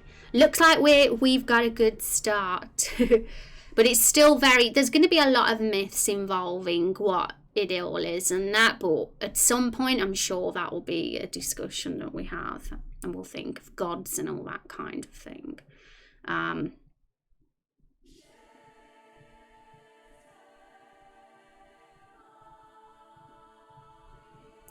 The desert hell from a German word light. And we got a good start. Yeah, we've done well today. Underground sandwich factory sounds super creepy. Large magma chamber under part of the subduction zone. Yeah, I can definitely picture that.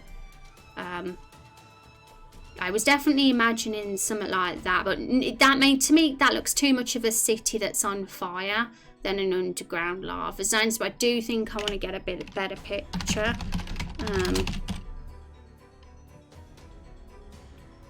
Hell could be more of the core of the earth type thing instead, magma, yeah.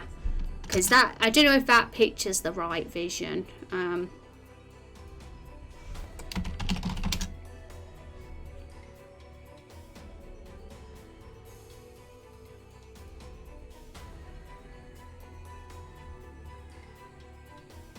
So I've put in underground lava flows and I've got a couple of pictures up.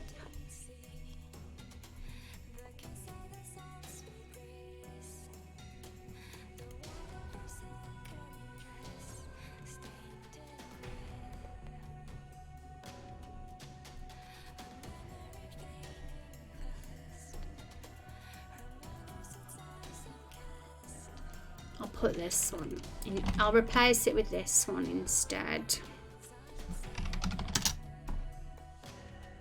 Looks more mysterious and interesting. In fact, instead of putting hell,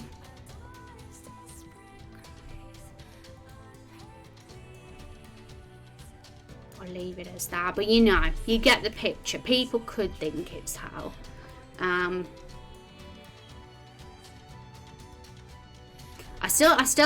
I'm still liking the idea of an underground amusement park though.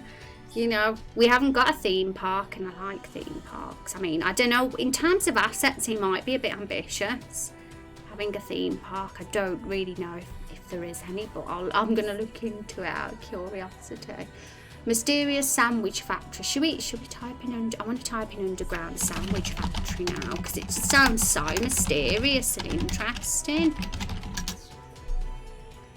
An underground laboratory, an underground lab, guys. Mysterious scientific experiments that the government are doing, and a warehouse where they keep all their barrels and stuff. We haven't even thought about where the government would live out of all these zones. I'm still thinking the swamp, guys, for where the government live, because it's in the centre and it's very like I'm thinking heavy rainfall, but I don't know.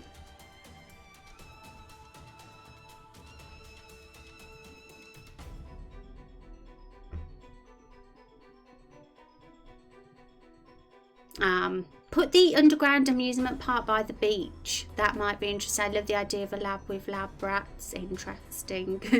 And the underground amusement park kind of I imagined being like under the urban zone just because of the grittiness. If we wanted to go for a more of a fairy tale nice amusement park, then definitely the beach. It all depends on the vibe we're trying to get with the amusement park, I guess. And what kind it fits better. If it's a nice one, beach. If it's a horrible one, gritty urban wasteland zone. Love the idea of and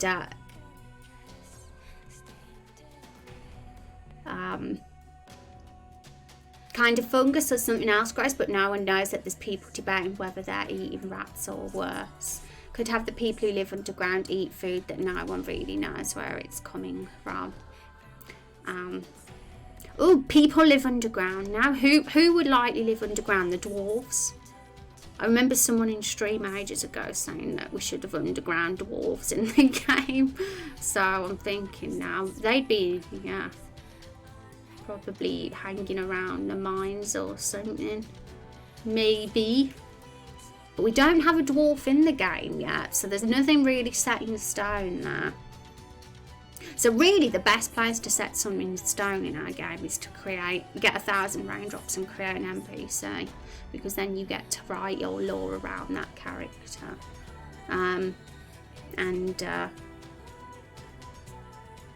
Amusement park reference under ICO, but I'm very amused at the idea of it being under the corrupted place that's more of a comical. Oh really? Yeah, under the corrupted zone. I forgot about that one. Because when I'm thinking of horrible, I automatically go to this. But really, the corrupted zone's the worst place in our game, not the wasteland and urban zone. So yeah, wow. That could be very dark. But yeah, I want to see a picture of something of that kind of vibe. I really do, to inspire me. I think the government probably has a main place and different branches scattered. Yeah, I'm kind of thinking of King Dollus and Prime Minister Traitorio. Those two characters which are on the Lore Bible, because those two are like, he's the human king, and the Prime Minister, the moustache guy, Elite's character, is kind of working with him but has like taken over the duties. So those guys are based somewhere, and it's just a question of where, because the king ain't gonna just be wandering around like some drifter, is he? He's gonna have a base, and they're gonna have like a main base. And yeah, for sure there's branches. I guess we've started that with the banks. We've even got like a raindrop bank in Everbloom Forest, and so there is like those branches where the raindrops are distributed. But yeah, there's going to be that main area where they live as well. And I was fine with the swamp being the place, because that also makes it kind of like, yeah, a big laboratory. There is something I wouldn't pass up. Yeah, I love the idea of a laboratory. I mean, it kind of could fit. When I'm thinking amusement park, my mind drifts to circus, then drifts to something wicked. This way comes. I'm thinking, it all depends. If we have the government living around this area, not the Badlands, of course, but more the swamp. I'm only thinking swamp and jungle for the main government base, simply because it's an area of high rainfall, and that would realistically be where a greedy government would want their base, so that they could collect raindrops. I'm thinking from that mind. They wouldn't want to put their base in like an area like the desert where they barely get any. And these areas just seem a bit too lovely and scenic for the government to be hanging around, like the farm, the mountains. But you never know. So maybe, I mean, the swamp itself is kind of a bit dark, but I'm trying to visualise a castle and like government headquarters in a swamp, and what something like that could look like visually.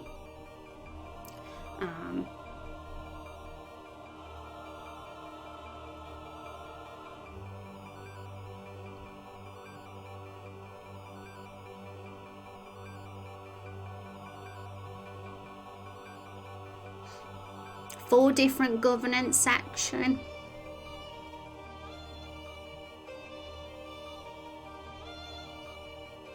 Yeah.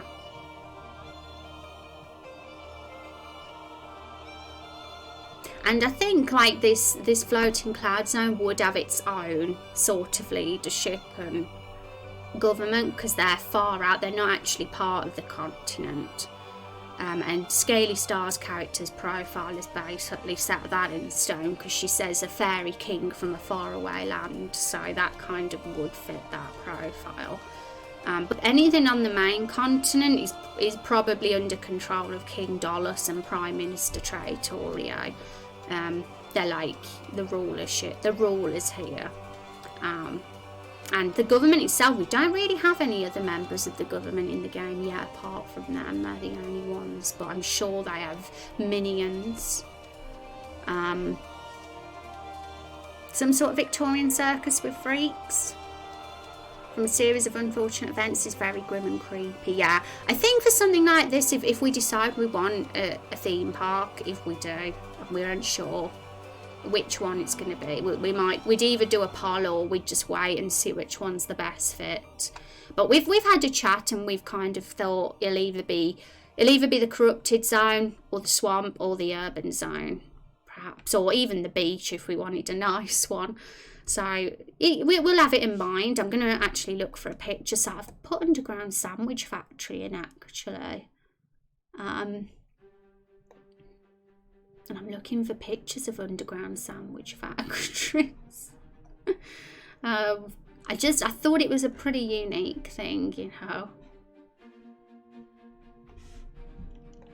So it grabbed my attention, such a concept.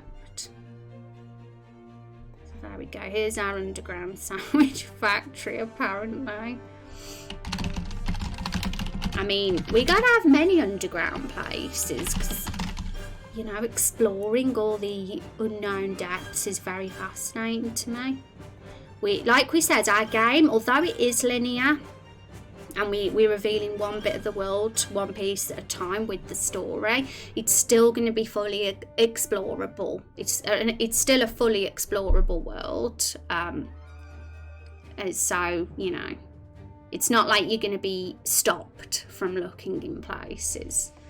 And that's fun. I want to be able to fill each zone we visit with all these cool things, mysterious things. So feel free to suggest anything that's quirky and wacky. Don't be afraid, because something like that's probably going to catch my attention. That's why I put the underground sandwich factory in. The other one was underground amusement park. So we don't know which zone it'd be yet, but we'll get it in just so we'll remember.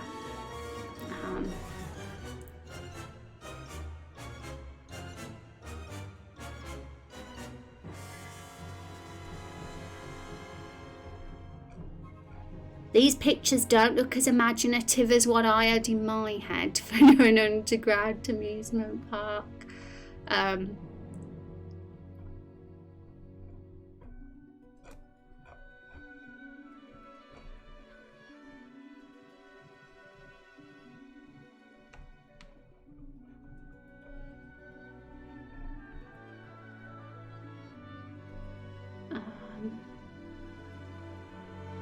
Yeah, we might have to settle with this picture. Yeah, I want a better one now. Okay, at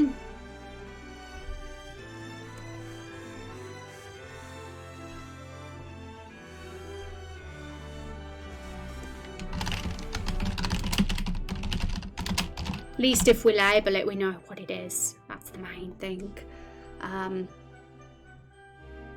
So yeah, the sort of vibe of the park is very much open at the moment. We could go whatever way we wanted, but there's been some cool things said in chat, so the possibilities are endless at this point.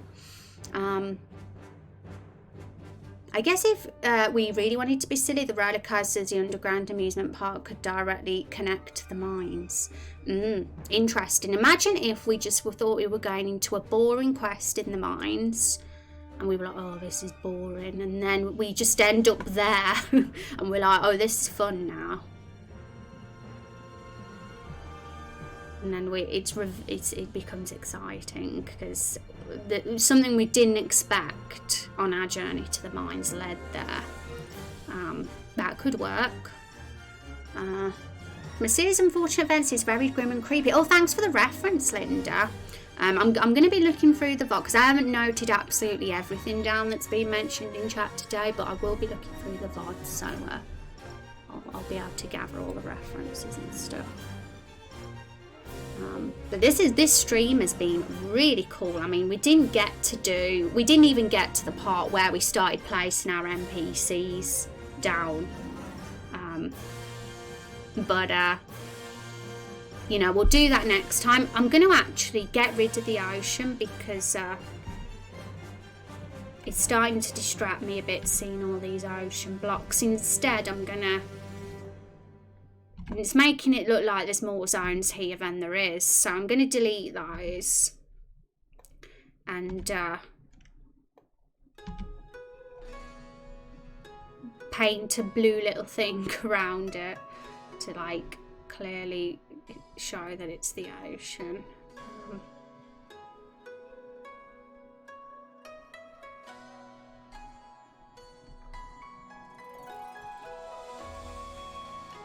Anything that's an edge is the ocean, you know, that's basically it.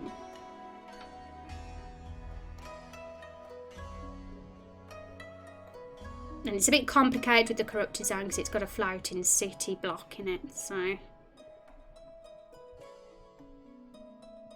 think it's a little bit, it's you know, it's not the prettiest, but all those ocean squares were starting to be a bit distracting from what was really a zone. So there we go.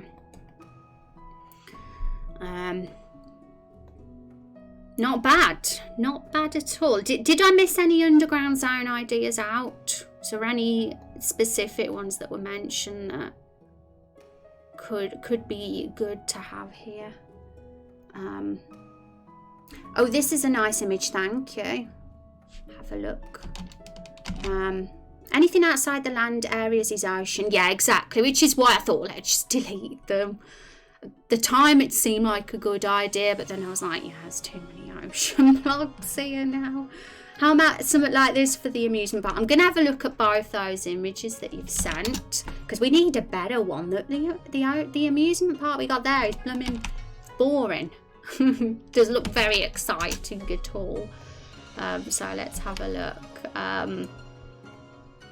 Oh, interesting. I like. Thanks for the first image, by the way. Was that Met? This one's a bit more HD, so we'll get this one in. But what do you think of this, guys? How creepy is that? What zone would that fit in? I guess the corrupted zone, I'm thinking. But honestly, it could either be the corrupted zone, even the winter zone, like, you know, the Tiger zone, if we wanted it to be more like, just because of the way the trees look, like, look very winter. But corrupted zone, yeah, I'm feeling corrupted zone, or even swamp.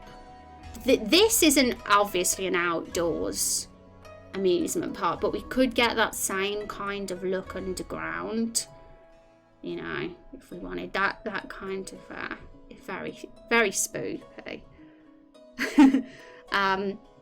McDonald's play style tubes. Have you got a reference for that one? I could always Google it though, couldn't I? So for now we're gonna stick this one in front of that. Oh no, don't delete. There we go. We haven't deleted it, thank goodness. Okay.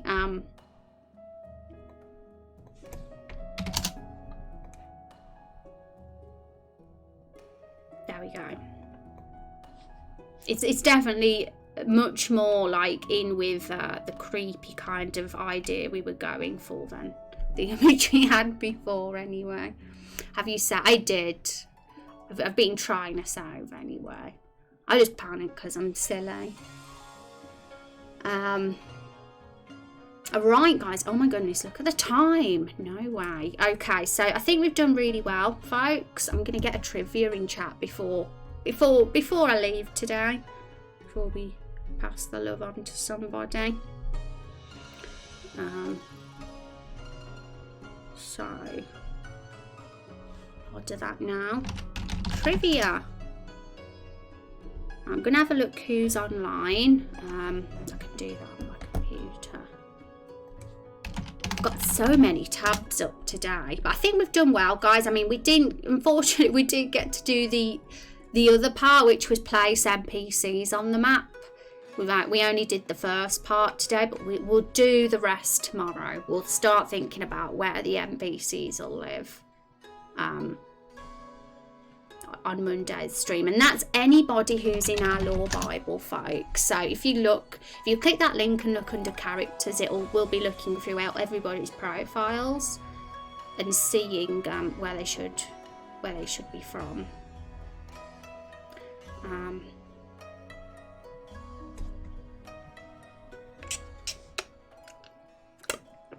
It looks pretty dark, folks, maybe near the Capitol, and some of the rides are designed by characters as satire towards their political grudges. That's really a fun idea. I like that a lot. Like the Devil Face ride, but he looks like some politician who messed up the parks manager's political career. Yeah, what would the government think about that? They'd be pretty mad, wouldn't they? Like, about such a thing. But I think it's super creative. I mean, if it was in the swamp area and the government lived there and, you know, it was underground, then it could be a secret from the government, I guess. They don't even know that it's being done. I'd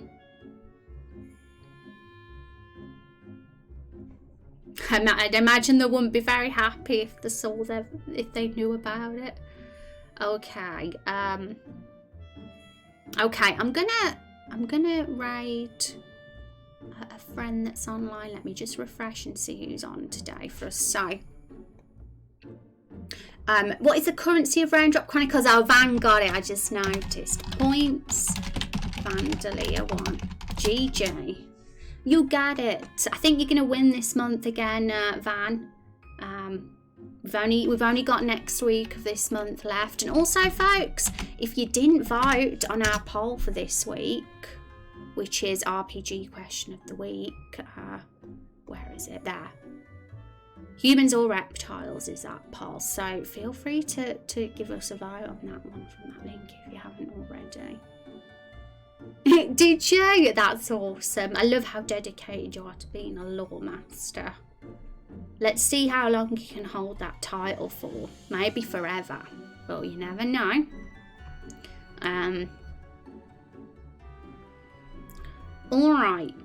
Alright, guys. Somebody's doing a charity stream, I see, on my list, so we'll go over to them. There's a person who's got a very, very adorable starting Zoom screen, by the way, so it's pixel art and super cute. It's Ella. She's doing a fundraiser, Colour of Change, so let's see what she's up to.